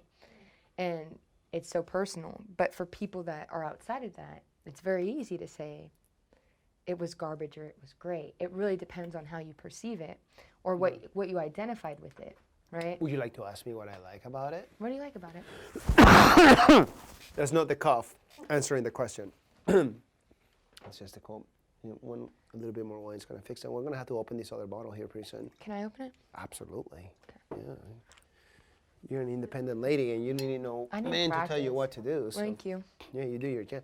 So, I will tell you the first thing that I like that it's not necessarily involved with the skill set of Okay. of weapon handling. Whatever it is. But like the one thing that like from the very get-go that caught my attention was the double check. And like the double check it says so and this is like combat related stuff, right? Okay. So Marines are just the worst to watch movies with because then they're like, oh my gosh, that's not what it's like in real life. Which is totally valid. You throw the frag grenade and it's not gonna create an explosion in the whole garage. And I was like, just relax. It's a movie. I want to enjoy it. I want to enjoy my movie. It. And I Yeah. want the explosions big, and I want like the main character wearing a tank top and he's all jacked and whatever. Yeah. And the female lead is just badass and she ain't taking crap from nobody and she's just gonna be kicking other like bad guys on the face. Right. Like that's what I want. I don't want to go watch a movie and get like, oh my gosh, that's exactly what it's like. Like no. No? And maybe some people, that's what they want. Right. But like for me, that just a little. I don't want to be like that's like a little triggering because but I was there, so like thank you. Like there's only 2 movies that are to me are like okay, like I'm glad I watched them, and that's Lone Survivor. Okay. So like Marcos Luttrell story and whatnot, and then American Sniper. But outside of that, like I actually don't really watch war movies. I don't. It's just not my thing, It's just like, and I don't want to be like, I don't like get nightmares or anything like that. But it just kind of stresses me out, Right, Like for I was just sure. like I'm good. Like I didn't watch. Oh my gosh, the movie about the contractors over in. Oh my gosh, come on, brain. I need more wine. Anyways, thank you. Don't worry about it. What I'm trying to say is. Yeah. Like when I'm watching entertainment, Right. that's exactly what I want it to be. Entertain. I need it to be entertainment. Right. So I don't need It to my be exactly stuff to be like super realistic and all this sort of Right. stuff. With that said, it was really, really, really cool to watch like the first John Wick film, and it kept that trend throughout like the trilogy, in which like and we're not promoting violence, we're just talking about the movie, it's fantasy. And it's like, he'll engage, the enemy, a bad guy and whatnot. And whether it was 2 to the chest, if there wasn't like one to the head as part of like, the drill, something that you train, then you're engaging with the bad guy, the enemy, combatant, whatever, and then like he would put like, boom, and put like another round into like the, His head. Yeah. the brain casing. Right. And now like, that threat is done and gone, not trying to dehumanize anything. You see how I am? I know. You're so kind. I love you. So And I you just- know what? You're I'm- sensitive. And I I'm just love trying that to be about thoughtful. you. I'm just trying to be thoughtful. You are because thoughtful. I wasn't. Because You I are wasn't thoughtful. before. So, but Right. but I got a real big kick out of that. So we think call it's almost like- we call it dead checks. And I called my buddy. The first I watched it when we came out in the theater, and I just like started texting my buddy, and I was like, Brian, did you watch the movie? He's like, yeah, I watched the movie. And it's been a while since we've been excited about a movie, and that was just kind of the thing. And it's like, and I posted on Facebook. It's like dead checks for everybody. because you don't see that Right. in a movie. You don't Right. like making sure that the enemy combatant is completely out of play. And in a way, it's actually the humane thing to do Right. because then it's done. Yeah. And of course, that's not the conversation that I'm trying to dig in. No, but I think But it's it's- that thoughtfulness. Yeah. That's one thing I do have to say about the filmmakers of that series. Or it's gonna be, yeah, it's a series. Yeah. Is the thoughtfulness to really do it to the best of their ability while still remaining in a world of myth. Because the thing is that it was a world of myth. There are very much so things that you know will never really happen. Yeah. In For real one life. single person to like engage with that. But Yeah. they touch on this edge, which I love. I kind of love writing this edge of there's reality mixed with the mythology in a way that is so believable. To me, it's a lot like Batman. And I'm not comparing the two to each other because they're different, but I think they're different. But I think that, because I'm a huge fan of Batman, I also love John Wick, but I think like Batman for me is just a little different, you know, like I've had Batman since I was like a little girl, but it's this world that's based, like to me, Gotham is very much so a real kind of environment, you know, and it's really kind of based off of New York City, right? Yeah. And so this ability to mix mythology and reality to make its own little niche right in between the two that you can escape to, but there's also these things that bring you back to like this feeling of, I call it ticks. You know, like when you see, for me, like I want to make sure, like if you're going to neutralize targets, right? Like imagine for me, coming from a competition standpoint, of being able to completely neutralize a target to move on is that last shot. So Yeah. your body, one in the head. And so it's that little bit, I think subconsciously, that kind of cools your nerves and lets you breathe while also you're just on to the next scene in this world that's completely not real. I think it's kind of the subtleties and the nuances that touch on the little things that, you know, kind of like the light that we talked about, the light earlier. We talk about light when we're shooting things. Yeah. It's very subconscious, but it's intentional, you know? So I like that. You know, thank you for, I'm yeah. gonna split this in half. Why? So we can share it? Absolutely. Yeah, we'll do it together. Yeah. These are delicious. I'll so drink this good. juice right here. Wait, we should clap. Clink. Okay, we did it. So. With Batman though, can we go back to that? Man? Batman? Batman. Yeah. So you're saying you grew up, like, this Batman was, like, Everything. but tell me, what Batman was it? What Batman? Animation? Was it? Was it The Dark Knight? Was it, like, It was, what era of it's Batman? Christian Bale and Christopher Nolan for me because, and I don't know exactly, I don't remember when they exactly came out, but that was my first taste of Batman. And I think Christopher Nolan's sensitivity, I think Christian Bale's ability, really, I still watch it. I just watched it like 2 weeks ago. Have you seen any of the others? Like, No. because, I mean, Batman has gone through generations. I know. Yeah.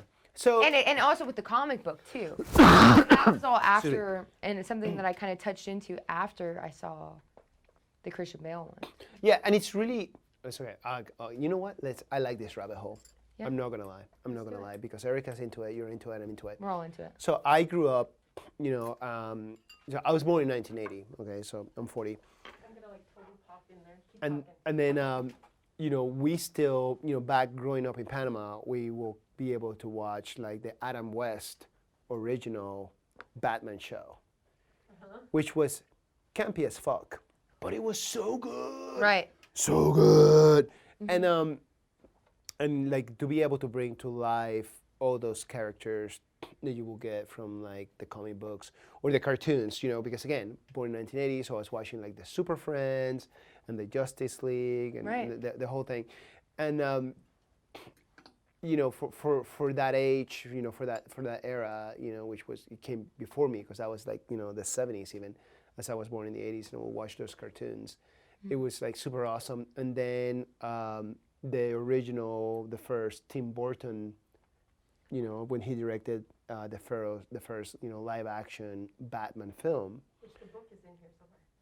You have the book in here somewhere? Yes. So for you, you're okay, so now you're like, and that was intense, and it was a big deal. And you know, Batman is so sinister not to go into like different rabbit holes, but like the best thing they could have done, is to cast Jack Nicholson as the Joker, because he was an outstanding Joker. I'm 'Cause sure he was. It was funny, and it was creepy, and it had like some aspects of the what was it, the Shining, not the Shining. Oh, The- when he played The Shining? when he played in The Shining, and I think he brought a little bit of that. He brings it into the- everywhere with him. And there was, Also, the year The Killing Joke came out, which really fits that.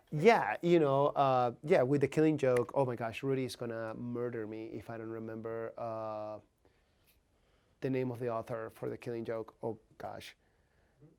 Okay, it's gonna happen. Erica's looking it up, and she's gonna make me Yeah, look get good. on it, Mama. So, anyways, but You're already on like the thing overall is Thank just when you like go all the way back, and then you move forward, and you have, like the.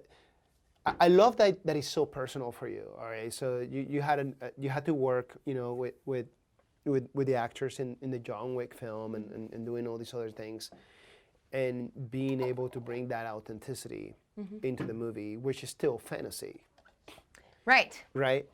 But it's just correlated enough in like the things that we wish we would have been able to have like 10, 20, 30 years ago Right. in film. But now it's legitimate Right. because, Keanu Reeves playing the main character had to go through all that training Yeah. and jiu-jitsu and the Oh my rolling and gosh. just getting in good enough so it was seamless. Absolutely, completely choreographed, and you could argue, oh, like he's got all the experience when he was in the Matrix movies, but the Matrix No. was so like, it was so like, But here's the thing: is that they're kind of like, for me, I see John Wick as the baby of the Matrix. you Because really you I you, do, you see as but a here's why. But here's why. It's Do on tell. the back end. It has nothing to do with storyline. The director of John Wick was Keanu's stunt double in The Matrix 1, 2, and 3. get the fuck out of Straight here! I up. didn't know that. Straight up. What? He, I believe, and I could be wrong, worked under the Wachowskis and did stunt coordination for them throughout the second and the third one. And then, so that's where he cut his teeth. The director of John Wick cut his teeth with The Matrix. And that's how they knew each other. So then Keanu went to, his name is Chad Stahelski, and his partner David Leitch. But Chad was his stunt double. And he said, hey, I have this movie that they want me to work on. I want you to be a part of it. And then the two directors decided that they wanted to storyboard it and direct it themselves as opposed to stunt coordinating it. And that was the directorial debut. So that's where the director and the actor met each other, is on The Matrix. And now it's interesting because now Wick is on its fourth Yeah, right. episode, chapter? Chapter, yeah, and, they're coming in with the fourth movie. Fourth chapter, and now we're having another Matrix come out. And so to me, I'm like, it's this family kind of, they're linked to each other. It's a baby in a way, because the actors in Chad, the Keanu and Chad were babies on The Matrix, and now they're men, and now they're doing it running that. themselves. Yeah, they're running. And then everybody's doing, and then they're both happening at the same time now. So I think there's this kind of, you know what I mean? So it's this That's cool wild, kind of and that's thing. so super crazy, and that's so cool to know. So the reason why I said that, and the reason why I was so surprised, because, like I love, the whole Matrix series to me is really fascinating, and a lot of people are like, oh my god, whatever, and I was like, no, No. that was the fucking. We jam. all love it, even if That we don't was- want to tell. That was the fucking jam. Yeah. But the first movie had like all these like super like memorable scenes, and like for like I think like up to like a decade plus, people were doing like references to it, and this was before memes and Instagram and before Facebook was like a Right. big thing.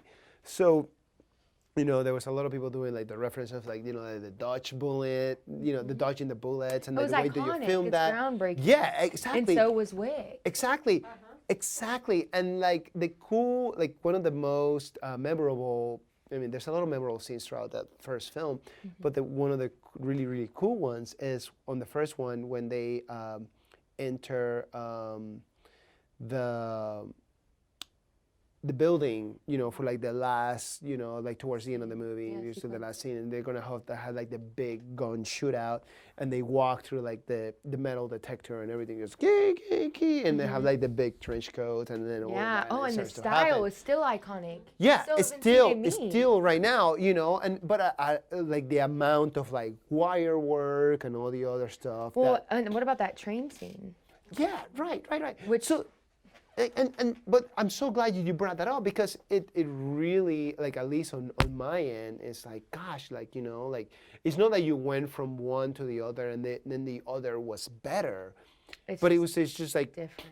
there was just a lot of wire work. There was just a lot of like very like physical ability type Very stuff that technical, you had to yeah. do, and you still had to make it look semi quasi believable, Authentic. but also cool. Right. Because if it's not cool, Well, and it all lives in their minds. That's the craziest Yeah. thing is I think of myself as like, imagine being in that seat of how do we create this world, and then actually, I mean, you guys can understand as well as from being behind on production, is how do we see it in our mind? I'm gonna have a chocolate. do it. How do we see it in our mind, but then actually put it out there and in all of the details that come behind from it? And I come from the place of teaching the actual movement of it, but just a small part of it, because the thing about it is they've involved so much into it. It's jujitsu, it's judo, it's shooting, it's all these things. And then you talk about acting, and here's the thing: is like, I've worked on projects, I've acted, and it's so much work, and people go, how can acting be so much work? Like how can it's so much internal work. And it doesn't matter, and I think it does depend on what you're playing, but also, you have to understand, like, you're taking on somebody else's life, right? And you're depicting it. And you can still protect yourself in your own life, but imagine stepping in those shoes. Look at Heath Ledger and the Joker. And I look at Heath Ledger's amazing body of work, but I understand how you could become so committed to it that it affects, how do you have a separation between the two things and still maintain integrity of self and character and work? How do you separate the two? And with a character that I recently played, I did not like who she was as a person. That's on my own time. When I was working, I just dealt with the challenges of having to play a dumb bimbo, which I'm like, I would never do that, and it was hard for me to do something that would generally seem so easy.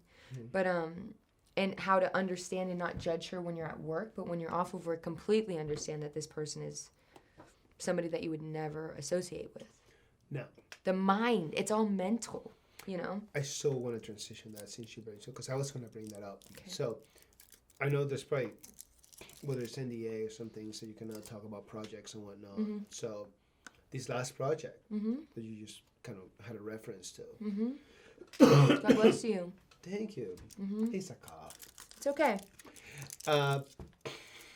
Sorry, Idaho. It's the change of the seasons, man. I already had the Rona. We all had it. That was that dinner that we had. Oh my gosh! We got together for dinner. So fun fact: the very first day, Jade and We ever I met. Yeah, and Rudy, your boyfriend, they came over, and the next day I got sick, and then the day after that is when I was diagnosed with COVID-19. So good times. I'm sorry I got you also. No, I was praying. It's out of the way. It's out of the way. It's out of the way. It's out of the way. It's out of the way. Am I Jaime? So, Are you okay? I felt so awful. You don't deserve it. No, and he felt was so awful. wrecked. I felt so bad. Minimal for me. I'm so sorry. Yeah, it's all good. It's all good. I would have never rather had it from anybody else. And the boys had it, and I Madeline know. had it, my father-in-law had it, and they had it almost entirely asymptomatic, and my dumbass is the one that got hit You're harder. special. But it was only 9 days, and after that, man, I just came back, as my son And the would cool say, thing is we got it out of the way. You Out of know the what I way. mean? Just kept going. out of the way, Yeah. and kept going, and then I hit bow hunting season as hard as I could. Yeah, you did. With that said, it is not about me. This is about you. It's not. Okay. It's so No, funny. I wanted it to come is, in here it and be is. like, hi, No, man. no. Scrap the script. I'm interviewing you. it That's is, what I it wanted is. to do. I We really can do did. that. We can do that on your podcast. Okay, We can perfect. do it on your podcast. But with that said, so check it out. What can you tell us about this last project? Okay, because it was it's fairly involved, okay? Because I think not a lot of people get a chance to have their significant other also be part of the goodness project that they're gracious. working on. So, okay, It's so crazy. this is about you though, I know. and I want to focus on you, please. Yeah. So, what is it that you can tell us about, this film, this last film that you were working on? All right, let's go into it. There's a Heath Ledger film right there. Knight's Tale. The best Heath Ledger film. Let me see the gorgeous man. You I love this man. I and love Erica him. need to stop getting together. I have seen it. Oh my I gosh. think you've met God your match, bless him. Jaime. It's all good. Okay. It's all good. Okay. So it was my first time being a lead in anything. It's funny because people don't know me for my dancing. They don't know that I dance. They don't really know that I sing. I've posted one thing in the entire 4 years of me singing ever, and it was Frank Sinatra, Fly Me to the Moon. And yeah. And the thing is I like to do a cappella and I like to do it in the bathroom. So most of the time when you hear me singing, I'm literally sitting in the shower, just sitting in the shower, singing, right? With no music. And so it's funny because everything that I've done in Hollywood has not had to do with my shooting as much as it has to do with my dancing. My dancing, and it's not that I get hired to do it because I can dance. I get hired to do it because of whatever, and the dancing somehow finds its way involved. Because I did this commercial and they didn't know what they wanted me to do, but then I started doing some things with my feet and my legs, and they're like, oh, okay, we're keeping that. So the dancing has always been there. But so it was my first time being a lead. Have one.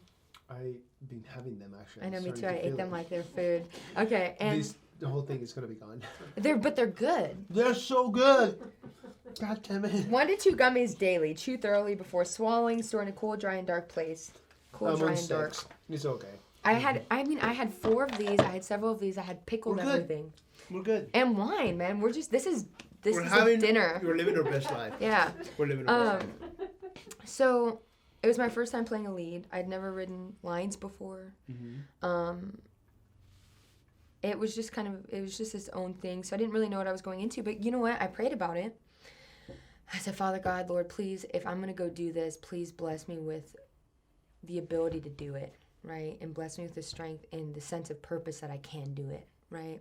And I don't hardly fake anything, but if it's something that I've never done before, I will fake it till I make it. So I got in there and I got there. We drove 5 hours out to Oregon. The second we got there, I ran home, took a shower. Thank goodness that I could be able to take a shower because they were just show up on set and, do your things. And I was like, I need a shower. We've been driving for 5 hours. I got my dog. The dog's in the car puking. I'm trying to learn my lines. So don't worry. So we get there. I'm like, I need a shower. I take a quick shower. I put my makeup on in the car. We get on set. We start rolling. Never once have I written lines before, read them. The good thing is that I was meeting my co-star for the first time, so it was this very nervous kind of feeling. And the fact that I was physically doing something like dancing, that I was able to really, shooting is a very physical thing. So when it comes to performing on that aspect, I just let my body do its thing. I just kind of put my mind away and just let it go. And so that's kind of how it went. I was so nervous. I was so shaky. We want to talk about sound. I was so quiet and I was shaking. And then the next day, and I went through boot camp of acting, okay? That's what Rudy called it. Because, I get there, I've got, fucked up knees, excuse my language, from, dancing. My feet hurt. I'm putting on makeup and I'm doing all this crap. And then I go out there. I've got 4 scenes in one day, and they all had different emotions. And the first one is goofy, laughing, ha ha ha, right? Second one is not goofy at all, very serious. The third one is so goofy that it's outlandish, right? It's ridiculous. And then the fourth one is crying. And so I got to go through all, and that's on the fifth, but so this is it. And so, I'm like, I can cry, but I'm not guaranteeing you that it's going to be pretty. And he's like, I don't want it to be pretty. And I was like, okay, then you're in for a fucking ride. Let's do it, right? And so I did it. And by the time I was done, everybody else on set was crying. When they finally called cut, everybody else was crying. And then everybody on set went outside to smoke a cigarette. And and I didn't think I could see this because these are all people that don't smoke. My director's older, he's very even keeled, doesn't seem like somebody that would do smoke. We all go outside to smoke a cigarette.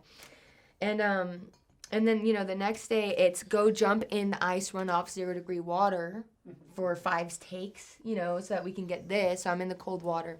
And they're like, I assume that you can swim, right? Like, I know that's a dumb question. Yeah. And I'm like, no. I'm like, it's 0 degrees. I'm not this high performance athlete swimmer. Like, I doggy paddle. It's like pretty, like that's it. Yeah. You know what I mean? I'm not a survival swimmer at all. And Rudy is, but Rudy was at home. So I'm like, you're not going to put me in that water because if you do, he's going to kill everyone here. You know what I mean? If you put me in danger like that. To put me in this freezing cold water and expect that I know how to do something and have no, and it was like, I could show you a video. It was this very crazy kind of like, just rapid kind of water. Like they didn't have like the means to have like some sort of like safety backup. No, and Rudy would be the one, and he wasn't there. And he wasn't there. And he was so mad when he found out about that because he was like, what are you doing to my girl? You know what I mean? Right. He's trying to protect me because he's like, take care of your talent. Yeah. Really take care of me though because and so. We did that, and then the next day, it was the last scene. I believe it was the next day. Oh, and then I had to drive stick, which I haven't driven stick in years. Stalled twice. and then the last scene was a funeral scene where everybody was there, including Rudy. And it was one of those kind of, and I had a 4-page monologue that I learned in 15 minutes before we shot it. And, and by the way, you know how it is on set where people are like, oh, ha, ha, ha, we're so happy to be here. And that's great. It's all fun and games. But, like, I'm over here having to do a huge crying scene. And I have 4 pages of dialogue. And, I need to get in the mindset of that I'm going to a funeral, And I wonder if that's a spoiler alert. I don't think it really is unless I said it was. So, but it's fine. And so... And nobody's really being sensitive to the fact that, like, I have to do this.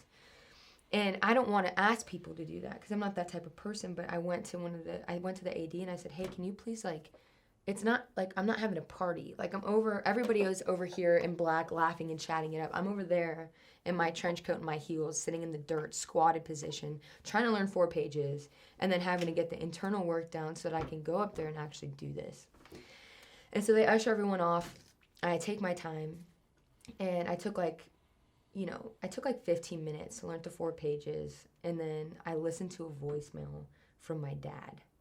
And I listened to it about 3 times. And then, I went up there to do it and I needed 1 more minute. So I went back and I kind of just turned around and walked away. And then I listened to his voicemail and went back up and did it. And then again, everybody was fucking crying, right? But they want you to always do it again. They want you to get multiple shots. And so I'm always, every time after crying, so I'm like, I could do it again, because I always run out of air when I cry. And so I did it again. And again, my director's just sobbing. And he's like, and the funny thing is that the director is actually my co-star, right, in this film. So he in a weird way is involved in it. Yeah. And he was like, I never knew that, like, someone would be so sad about me dying. I never knew I could be so sad about someone dying. And everybody is crying, and Rudy's just like, oh my gosh, like, what the hell did I walk into? But Rudy's seen me cry all the time, Yeah. Like, I'm not very overly emotional. I'm very sensitive. Mm-hmm. I have no problem expressing myself. Well, that's your partner. Yeah. So, yeah. So it was a total, it was a total crash course in the craft. But after that, I'm like, when people say, how much work do actors have to do? I'm like, you have no idea. So when people say, like, imagine having to do martial arts and shooting and dog work and all of this other shit on top of all of that for acting. Right. It's a lot. It's taxing. Yeah. All for the sake of storytelling and entertainment and to make people feel like they belong to something. Right. And a part of something. Or a part of something by being against something. Mm-hmm. And then as a storyteller, you sit there in the middle and you go, I'm here to tell this story, but I also stand on the other side of it. And it's this hard kind of way to, how do you balance it? So then that's where it comes in from it being personal to it being work. And that's why sometimes when I have this kind of unapologetic, because I've gotten to a place where I feel this way, is that it's like, and how people know me is not because I'm playing a character, at least not now, right? Mm-hmm. They know me for who I am. Yeah. And it can be hard because people want you to be something instead of accepting who they really are, And it's like, I'm not playing a character. I'm not Iskra, You know, I don't speak Arabic and Russian. You know, like I don't do the things that she does in that game. You know, I don't believe in some of the things that she does in that game. And so it's like, how do I, when I am being myself, really authentically be self? And I would never want to like offend or hurt anyone, but it's like, how do you, that's why I say like, you play a small part in what people believe about you. No, I. How do you be authentic and still have morals and ethics and values? And then. And be good and still be something for the people. Yeah. To a point where it doesn't become about you anymore. Yeah. Like my life sometimes isn't even for me anymore. Yeah. And when you get it there, and it's like. It's complex. It's as you said. I said what I said. I said what I said. And it'll probably be different. No. In 2 weeks, maybe tomorrow. You know, I think as you continue... 2 weeks, 2 years. 2 years, 20 years. You learn things as you go. Yeah, no. I mean, absolutely. I have learned to be a little bit more kinder to myself because... You have to be. And that, did you see my story post? Yeah. Okay. Because this is what I had talked about Rudy with. He says, Jade, you know, I don't feel like I'm doing enough. And he was really breaking down. He's like, Jade, I don't feel like I'm doing enough. And I said, Rudy... You just got back from a week-long mission with your brothers, you know, restoring coral reefs for a mission that is greater than you are. Force Blue, look into it.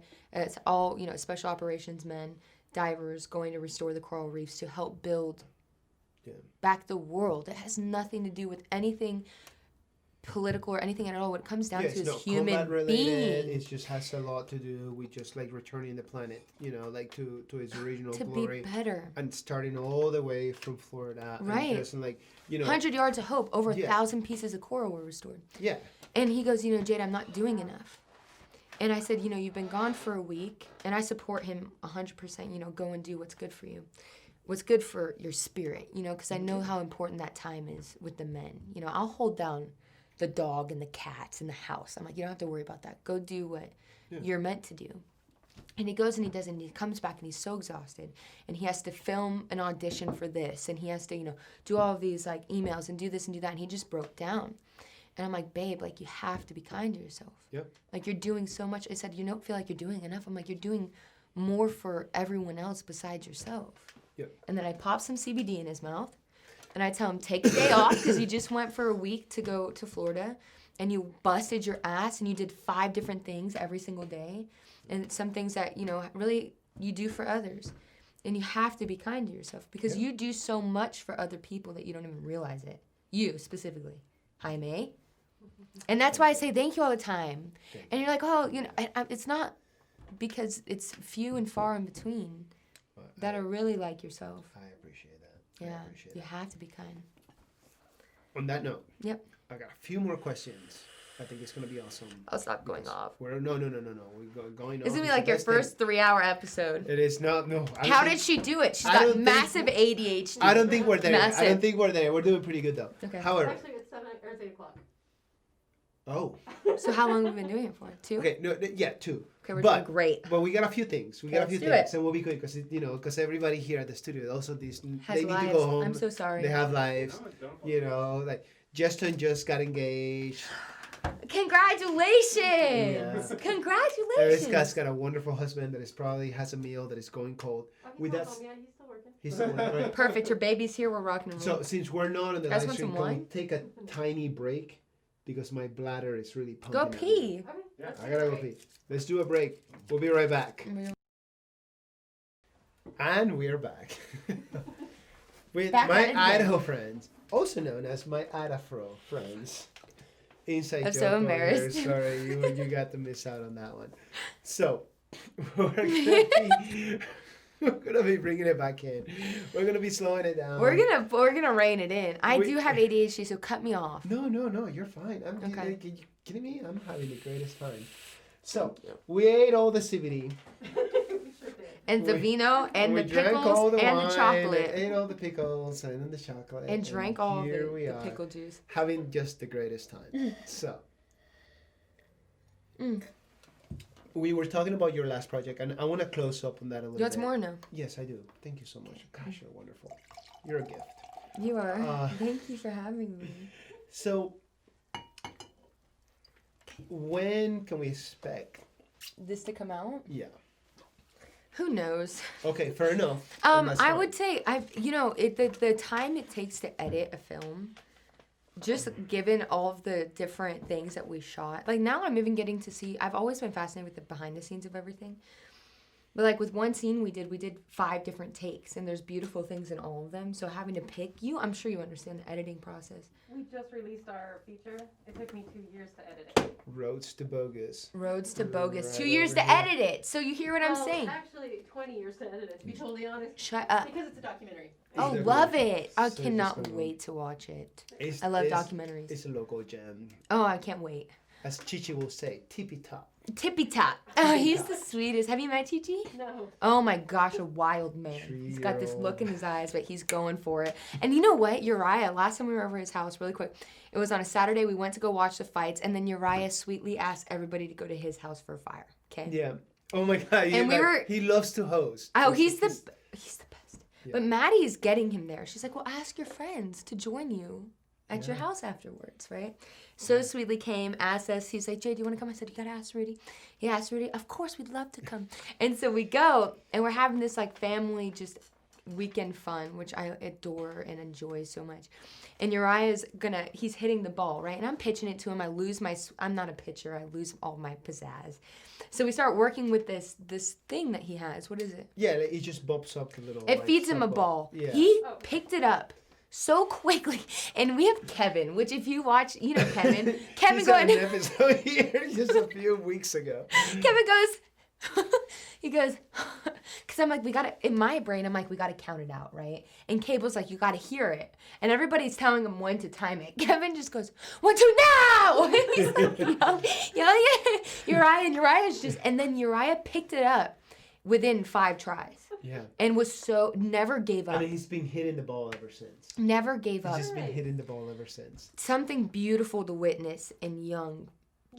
children, is this like tenacity to continue with it, did not give up. Even with Kevin going, 1, 2, 3, now! And I was laughing so hard at Kevin because I'm like, Kevin, you'd stress me out if you were doing that to me. But Uriah's just feeding off of it, and he picked it up like I've never seen before. Yeah, he's just a 5-year-old little boy. So his just sons going are for just it. the hope and future of the world. Gosh, no. Yeah, they are something. Amazing. They are, Wild men. They're Are you sure that's a good idea? In the Goes best down way. one step and jumps off the rest of them. Yeah. Like a it's why not? wild man. It's why But not? very well behaved when they have to be. Mm-hmm. Yes. Oh, They they're are. great. They are They working on their our gentleman functions. manners. They're you great. know, they sit on the table. But I and love whatnot. seeing them at home, like when they, and sometimes they put the dukes up. And it's And just they so fight. natural. But they, and Uriah is just so uninterested in fighting, but will also, not just taking, there's this Yeah. beautiful dynamic between older and younger brother. Yeah, it really is because the younger, the little shrimp, the younger, Chi-Chi on just fire. wants to always choke him out. Mm-hmm. And Uriah is so kind, and every once in a while he'll let him. But if he's just like focused on doing his own thing, he'll just go ahead and he'll just clock him. Yeah. He'll just clock him. And then, again, I'm not saying how you at home should raise your children and whatnot.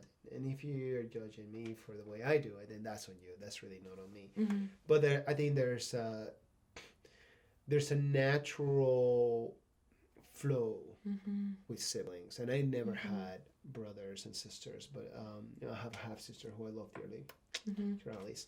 But I grew up with my cousins, and it was always a state of like just chaos and dominance. And it's not like everybody's like giving each other's like black eyes, and, No. like, breaking bones, but it's like a thing you have to do. Let them. Yeah, you let them, and they figure it out, and there will be, some bruises, and there will be a little bit of blood, and there will be a little bit of crying, and then they, within like minutes of all of it happening, start playing again with each other.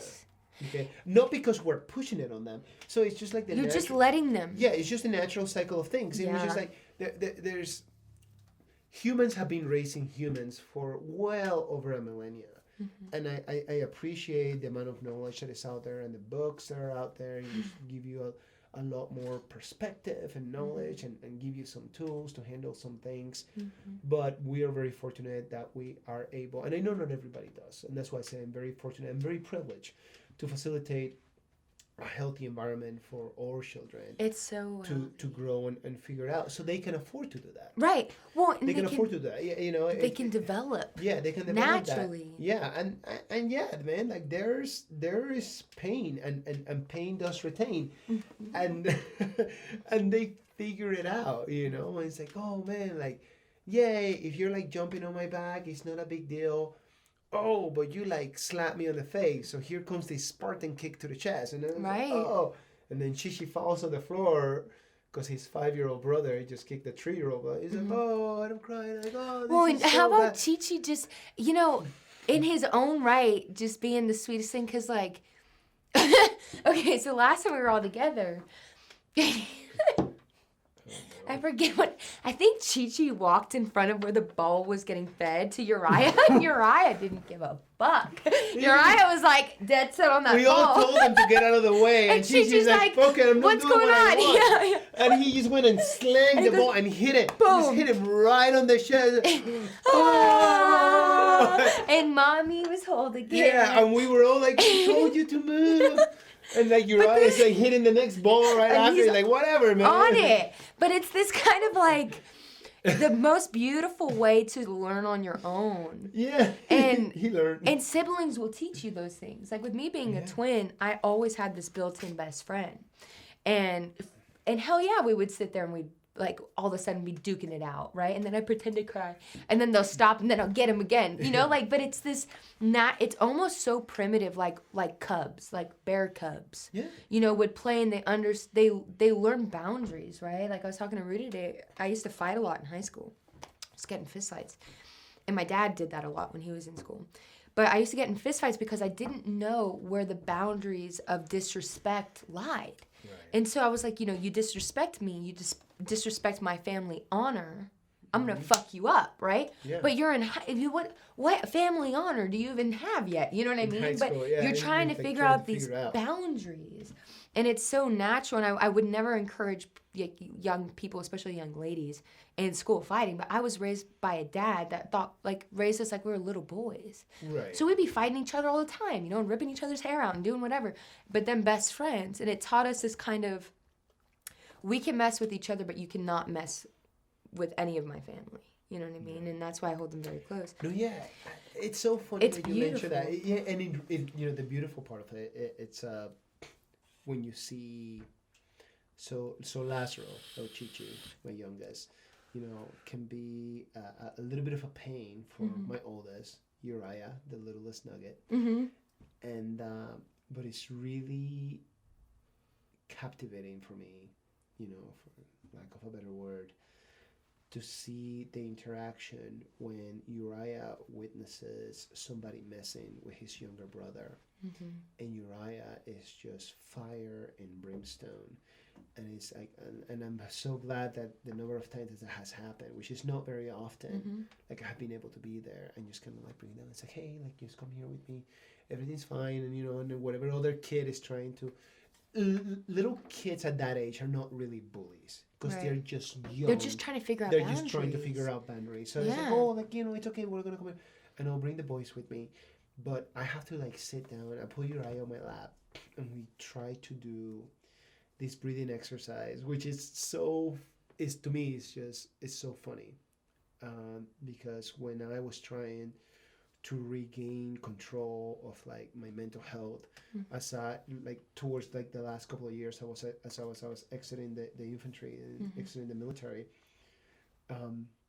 I was very fortunate. I was very lucky that through my command, I had access to like some mental health professionals. It's like, hey, like these are some tools. And here's some breathing exercises, and that's what I practice with my children. And it seems a little funny and a little goofy, but then, like, No. all of a sudden the three of us, you know, my 3-year-old, my 5-year-old, and I are like breathing. And of course I'm Latino, so I'm always, you know, like talking with my hands, and so all the three of us are like going like. Yeah, but you're giving Right. them these tools. Yeah, and it's like the thing, because like because I see my oldest, you know, and in all his rightful fury, in which like I need to go protect my little brother, Yeah.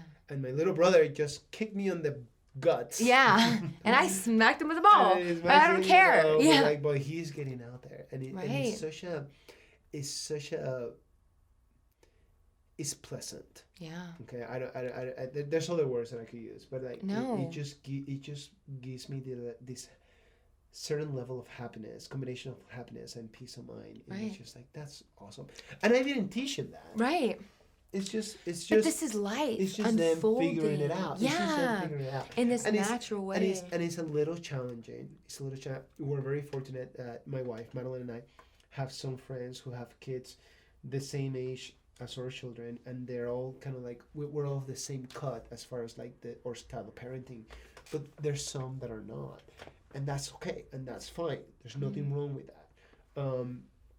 But then I try to be like a little bit more self-aware and a little bit more cautious, because my boys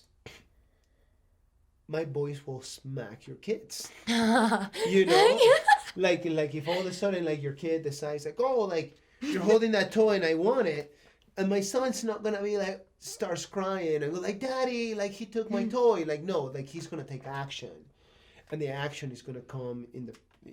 He's just gonna try to like, you know, push his will upon you through force. And it's just like, and I'm not saying that I encourage that, I know. but it's just the same. But it's an observation. It's an observation, you know, and it's a natural way to do it, because that's how they do it between brothers. In the human experience. And they figure it out. Yeah. And they figure it out. And I'm fully aware that some parents are not cool with that. So I have to be, when I'm aware of it, I get hypersensitive. I get it, because I got Hank, and I'm not comparing Hank to children at all. No, I get it. But I I'm know comparing that. this experience because, so we go on a walk every day. I go on a walk with my dog. Yeah, Hank is a dog. Hank is my puppy. Oh, He's just Hank is beautiful my puppy. sweetest little angel baby, but Beautiful he's a baby. total terror. Right? Okay, but he's great. German Shepherd. So he's a handful. So, but I love him, and so we go on this walk. And one time we passed by this house, and these people have their dogs out on a like leashless system, where if they pass a certain point, their collars will shock them. Yeah. But these dogs run right up to my dog and scare the hell out of him. So my dog slips out of his collar and runs into the street. Luckily, I'm like, you know, Hanky, come here, baby. Get him in his collar. We're all good, you know, deter him. Well, we walk by the same house again, but now I got my cat following me. And so my cat comes with us, and my cat and dog are at war together. Like, the dog is just terrorizing the cat. So we walk by this house, and these dogs run up to the cat, right? They want to mess with the cat. Hank is not having it. When he once was afraid, now he is fearless. Right. And he's like, nobody punks my cat but me. You know, and he's losing it. And he's like, Right. no. And this is my 8-month-old puppy. He's still figuring it out, you know. Yeah. But he already knows that this is my family, and I will protect it, even if we don't get along. You know, and That's beautiful. it's this really natural kind of primal instinct that I enjoy seeing play out, because it's like it's part of that human experience that it's like you don't really know until you see it. And when you see it, you're like, I understand this, and this is really so natural. And what better way to let children be than be themselves, you know? And I understand limits and really for safety, because with Hank I get on his ass, because I'm like, hey, if you're jeopardizing your safety, I'm gonna have an issue with that. Yeah. But it's all to make sure that he is safe. And so it's this really kind of, I will keep you safe while still allowing you to be yourself. And that's what my parents let me be, even though there was some discrepancies within that. But my mom always taught me, you know, Jade, if you feel it, do it, you know, which is why I want to sing and I want to act and I want to do all of these things, you know. It's because I was encouraged. As you should keep doing that. Thank you. How do we hold on to that semblance of a child? Great question. And I will tell you this. Memories, living within the moment, living within that same spirit, and knowing and understanding that because you value so much that feeling at one point in time, whether it's your own children or somebody else, that you get to pass that along. Right. Love you. Or you too. With that said, our wonderful producer needs to go home. Sweet baby James in the back needs to get back to his gorgeous girlfriend and be Yeah. the best boyfriend possible.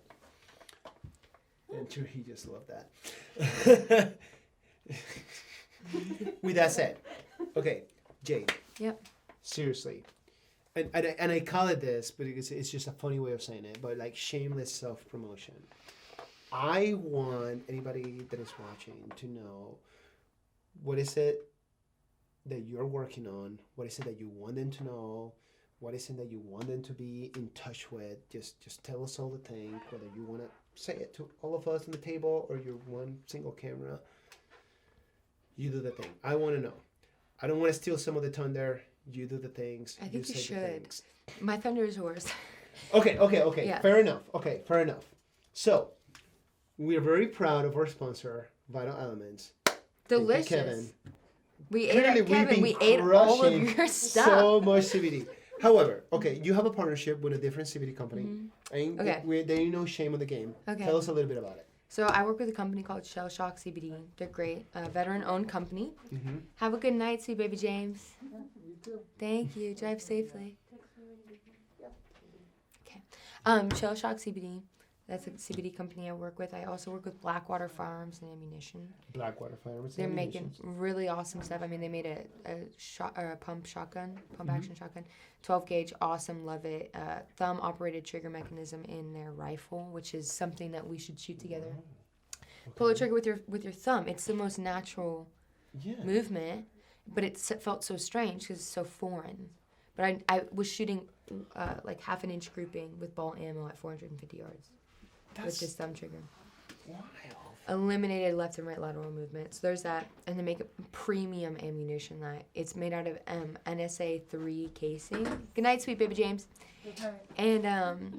And it's super lightweight. You can reload it up to like 5 times.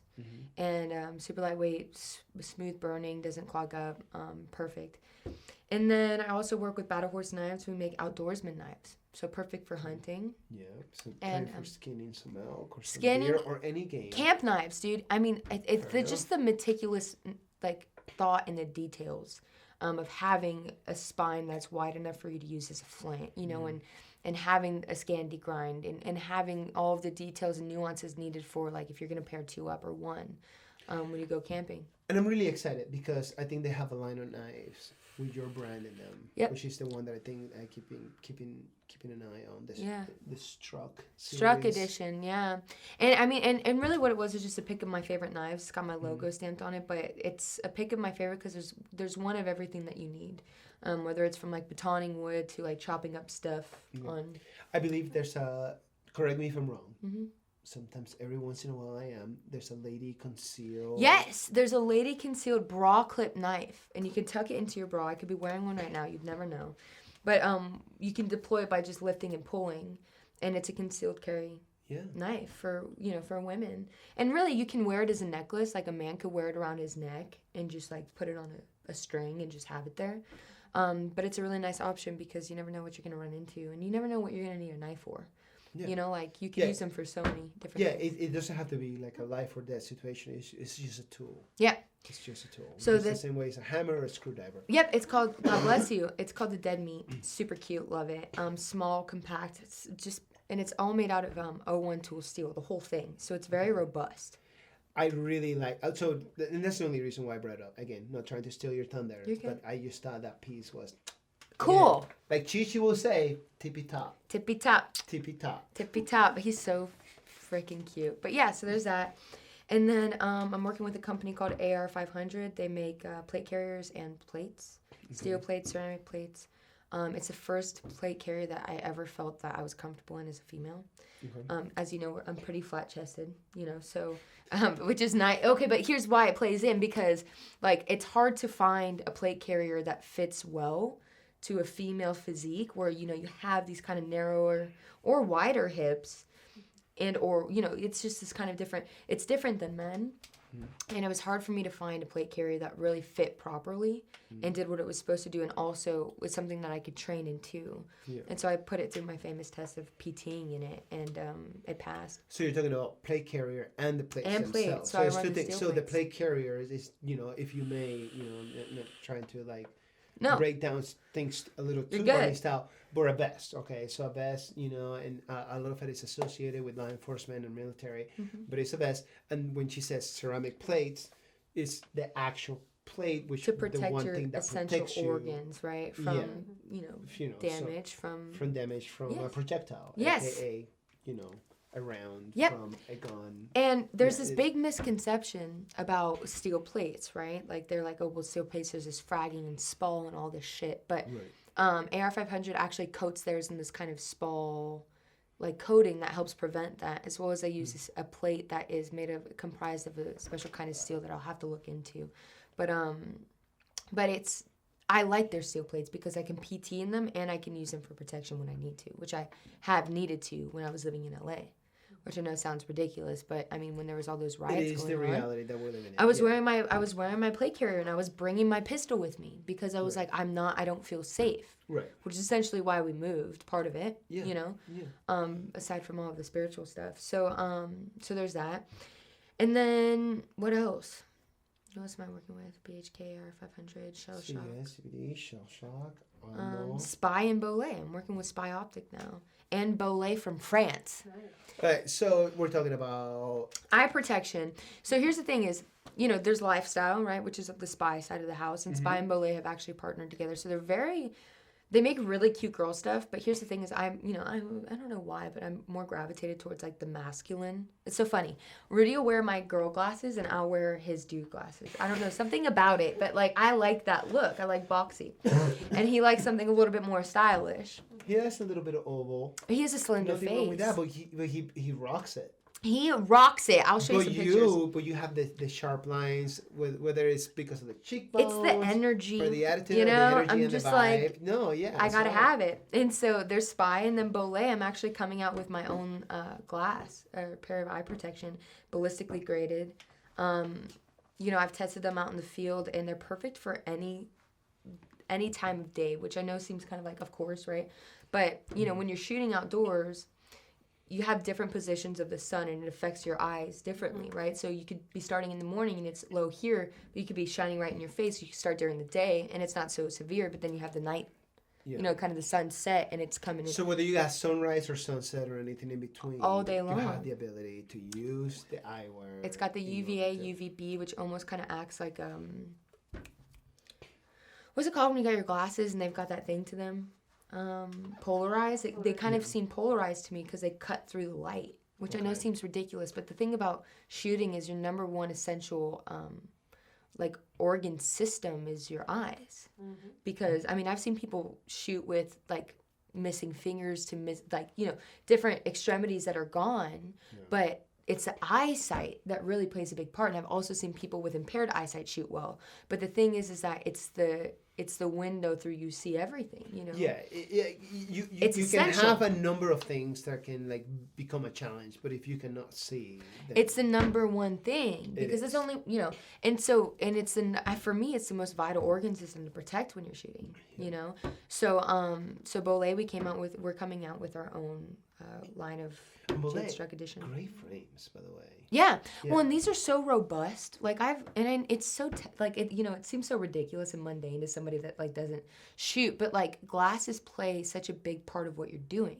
The shade, the way that they fit, because if you're shooting a course and your glasses like fall off, or God forbid you catch hot brass and there's such a big gap in between your face and your glasses that it falls goes in down and it burns your cheek. And now you're complete, and hopefully you're not, because I really tend not to get pulled out of what I'm doing. But I'm just going to continue shooting with hot brass burning my face. Yeah. And so it's these little nuanced details. Fam. Yeah. Okay. Fam. Instagram. Idaho. Fam. I have seen some shit from some seasoned shooters, and when brass gets in your face, so, and this is not like a judgment to them or sure, you know, because I'm not gonna be dropping names or anything You're like good. that. But then all of a sudden, safety just goes out the window, and you're just flagging everybody. And I get it because I Because teach you new get it. students too. Yeah, because I have had a burn, you know, on the outside of my eye. I just happened to close my eye Yeah. prior to that happening, and it's just like, and you know, there's no. Do you shoot one eye scars, closed or one whatever. eye open? Or both eyes open? Well, it depends. So if I'm doing, when I was cleaning houses and doing things along those lines, and Both eyes open. the farthest, both eyes open. So it's circumstantial. Yeah, so it's Totally. very circumstantial. Totally. If I'm pushing anything past like, you know, like the, oh gosh, you know, I will bring it down now because I haven't been shooting as often. So Okay. back then it would have been like 15 meters, but like 10 meters now, 10 meters and below is both eyes open. Right. It's like line of sight. There's the Right. front of my, of my Peripheral. weapon system, Yeah. peripheral. It's going to happen. It's going to take place. And if we were doing like, if we were not doing competition, but it was a matter of like training because like there's a human factor involved, then like, a lot of people are thinking it's always like the brain casing, which is just right here. But then I'm just like, Pelvic girdle, baby. Come on now. now. My jam is so much bigger, and if I It's have, essential. if I have a handgun or even an AR or a rifle, it's just, that's where it's going to go. And then it gets followed by the dead check. Hence the whole John Wick reference from the conversation we were having earlier. So, but with that said, So yeah, we got a both number ways. of things. Yeah. Got a couple. I'm so excited. We're gonna have all the links Thank you. for all the things. It's gonna happen. So I'm so excited that you guys got to tune in. The conversation went a little bit longer than we anticipated, but it's totally worth it. Okay. Well- So, and I don't mean to put you on the spot, You're okay, my dear friend, but I am so excited for when you decide that you happen to be ready for your podcast. If I can be of any help, or Argos Productions Thank can you. happen to be of I any would help, love that. Thank you. we are ready to rock and roll for you. Well, let's do it. Okay. I think there's something to be your said. Have spirit- you it done just- Have you done a show on your own by any chance? Like Oh, purely just on me? your own? The first two, right? No. The first two, I've Yeah, always had a yes. guest. I've always got a guest. There is an episode in which Justin, who just left us, who's half of the Argos Productions team, he went ahead and interviewed me, and I was not ready for that. And it's the one episode that I do not like and or love because I was unaware that that's what's gonna happen. Right. And so surprise, surprise, Idaho, I have an accent, but on that episode the accent was like times 20. No way. Oh yes, it was. But you know what? COVID though. I mean, that was the very first week. That was the COVID. very first week of the whole COVID thing. Right. And it was just so challenging for me because I thought we were going to have... I actually, honestly, I thought I was going to interview him. And then all of a sudden, it's like, oh my God, he's asking me all the questions. And I almost came in was, here. And it was fine. And it was great. And, and I don't regret it. But at the same time, there was something to be said about insecurities, and we have buried some of those because clearly I'm here and I'm still doing this thing. We're on great. episode 20-something. 27. Episode 27. Drink to that, babe. Absolutely. Awesome. Oh, absolutely. I still love our first episode. But our first episode, and when we look all the way over here, and we have taken a different route, and eventually, I believe in my heart that we will go back to the original idea in which we're able to go to different places outside the studio and create content. And whether it's a business owner, a center of influence, or somebody that just brings a great deal of value to the great state of Idaho and beyond, position them in the light that they deserve. Yeah. And I believe you will get there. And it's like, I think thank you. and you know what, I'm proud of you for the fluidity that you've had throughout your experience of like being, of going with the flow and making the best out of everything that you do. And I think it's only natural that things kind of, go in the way that they go. And then if you bring them back, that's great, but like, I don't know. I love being here and it's nice. I love being in your presence. I love meeting you guys. And I wouldn't for a second, I would be very proud of what you've done here. Well, thank you. And generally in your life. Be proud of all that you've accomplished. And I love your accent. Reminds me of my mom. So I was raised by my nanny, and she's from Guadalajara. Mm-hmm. So you don't hear a lot of people with very many accents really generally, It's very like one in a few. But like I grew up in a household with it. So for me to hear a piece of home again, even in a slight affectation, is like soothing to my spirit, So thank you. Don't ever be insecure about it. I love you. Hey. Yeah. Thank you for everything. Mwah. Thanks for having me. Absolutely. Thank you for coming. Thanks for watching, guys. Sorry if I bored you for 2.5 hours. Oh, But I'm breaking PRs out here. Who had the longest Absolutely. episode? Of course Jade did. Jade And we've Struck got it. Batman. We found the book really We found quick. that we were talking We about found the earlier, and all book. these other songs and all these other references. For those of you that stuck with us since the stream, thank you so much. For those of you that join us later, absolutely, much love to you.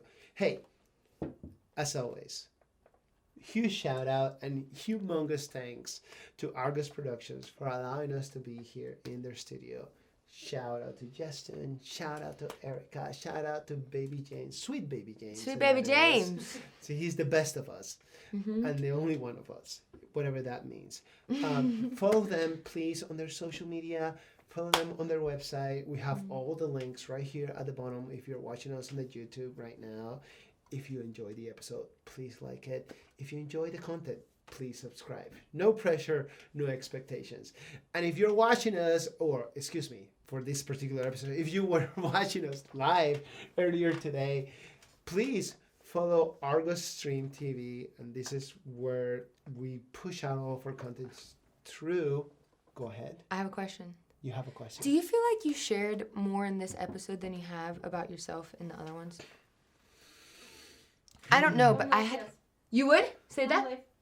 Okay, because here's why I asked. Because, you know, we come from not this world. Like, you met me not knowing anything about me, which I'm grateful for. And I had this completely authentic, you know, relationship, and I'm grateful for it. But I was hoping that in this, and me being here and us knowing each other, I don't know if you knew, I'm sure you know, of course with Kevin and shit, you know, I think everybody knows Kevin. But hopefully that I could have at least brought that out a bit of, you know, your personal Well, thank you, Jade. life and thoughts. I will say this. Okay. There's 2 episodes, Mm-hmm. this one being the second one, in which I have revealed the most about me. The first one being a 2-hour, you know, we had separated because only people are going to watch so much, but our interview with Ty Simpson, we had to deal a lot with you know, the Black Lives Matters movement and whatnot, and it's close and dear to my heart, and it was a very challenging and very not just time, but energy consuming episode. Mental. Very authentic and very real. Good. And very real. You know, much love to the Queen, Ty Simpson out there. You know, she's holding it down for a great deal of people, and much love and strength to you and our tribe. Not easy, not easy, and it's not something that we're, you know, my Idaho friends, it was just not the direction that it was going to take. But I think at times, you know, that sometimes a difficult call needs to be. I think it should follow the way that it goes. Yeah, it follows. Because I think that's the authenticity behind it. There is a great deal of authenticity and vulnerability, and you know, there were Good. some things that were shared that were very personal, as far as like my upbringing and you know, my life in Panama prior to moving over here, and that's okay, and I will say, ever since then, this is probably the most I have Thank shared. you. So thank you. Thank you. Okay. And I don't mean it in like a contestual kind of way. No. I only mean it in like a. No, I hope. no, in the most awesome and beautiful of ways, because with the point of this show is to highlight centers of influence and business owners and people that have a story to tell, because you come from somewhere else, but now you're part of Idaho and you're part of my life, and to me that's important. And to bring it up full circle, an election just took place. So why do I say that, and why do I bring it up? Because this is going to be in the YouTube, it's going to be on posterity. Okay, a lot of us, some of you, myself included, and not necessarily everybody, but some of us are going through a certain level of high energy and Anxiety, vibrations and could you say? anxiety. So probably why we consume so much CBD today. But fuck, you know what I mean? And a wine. Yeah, Give me a and lot straw of for the wine, bottle. and it is. But you know, at the end of the day, oh my goodness. Well, and I think the important thing about it is we're all Americans. You know, And I hope that we all believe in Here- the values. Here's the thing. Mm-hmm.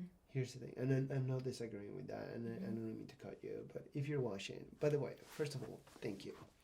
We appreciate you, and we're all going through this together, okay? Mm-hmm. There's been some episodes in which I give you a piece of my mind at the end, and this is not the episode for that. This is the episode in order for you to distract you, to talk about some awesome film stuff and some geeky video game stuff, and to have our beautiful friend over here sharing her journey and her story, and having some wonderful local wine and wonderful tons of local CBD. pickles and, Yeah, and a great pickles. deal of CBD stuff. Oh, goodness I gracious. feel great. Yeah, I feel I'm like, I need fantastic. some now. You need Yeah. some. Eat some. But here's the thing, okay? It is challenging, it is hard, and it is what it is. Idaho, there's only thing that we can do, and that thing is to triple down on some kindness, okay? I feel very assertive over a number of things, and it has, to me, unfortunately, cost me some friendships. It has cost me some relationships. It has even cost me business. And you know what? It is what it is, and that's okay, because I'm going to stay true to my values, and it is what it is. For sure. I cannot be somebody else. I can only be myself, and I can only speak my truth. This episode today, if you're watching it later, whether it's like a day later or like, oh goodness, 50 years later. Oh, they're gonna watch this assuming for that you years. think- right, but it matters so much, my friend. But here's the thing. At the end of the day, you know, sympathy and empathy play a great deal into this. And as of right now, when things are just so raw and so real, and there are some things that you do not know some other people are going through, and there's some things that you do not understand, it's just not the time to be yelling at each other. It's not the time to be just being braggadocious to each other. It's just the time to take a breath and just know and understand, like, how it is, what it's like to be in somebody else's shoes, somebody else's boots, somebody else's flip-flops, or barefoot at times. And it's just like, you know what? Here you are, here I am. I love you a long time. This is the place that we live on, and this is the place that we share. So you cannot go wrong with just being kind to each other. Thank you so much for watching. Hopefully we gave you a little bit of distraction.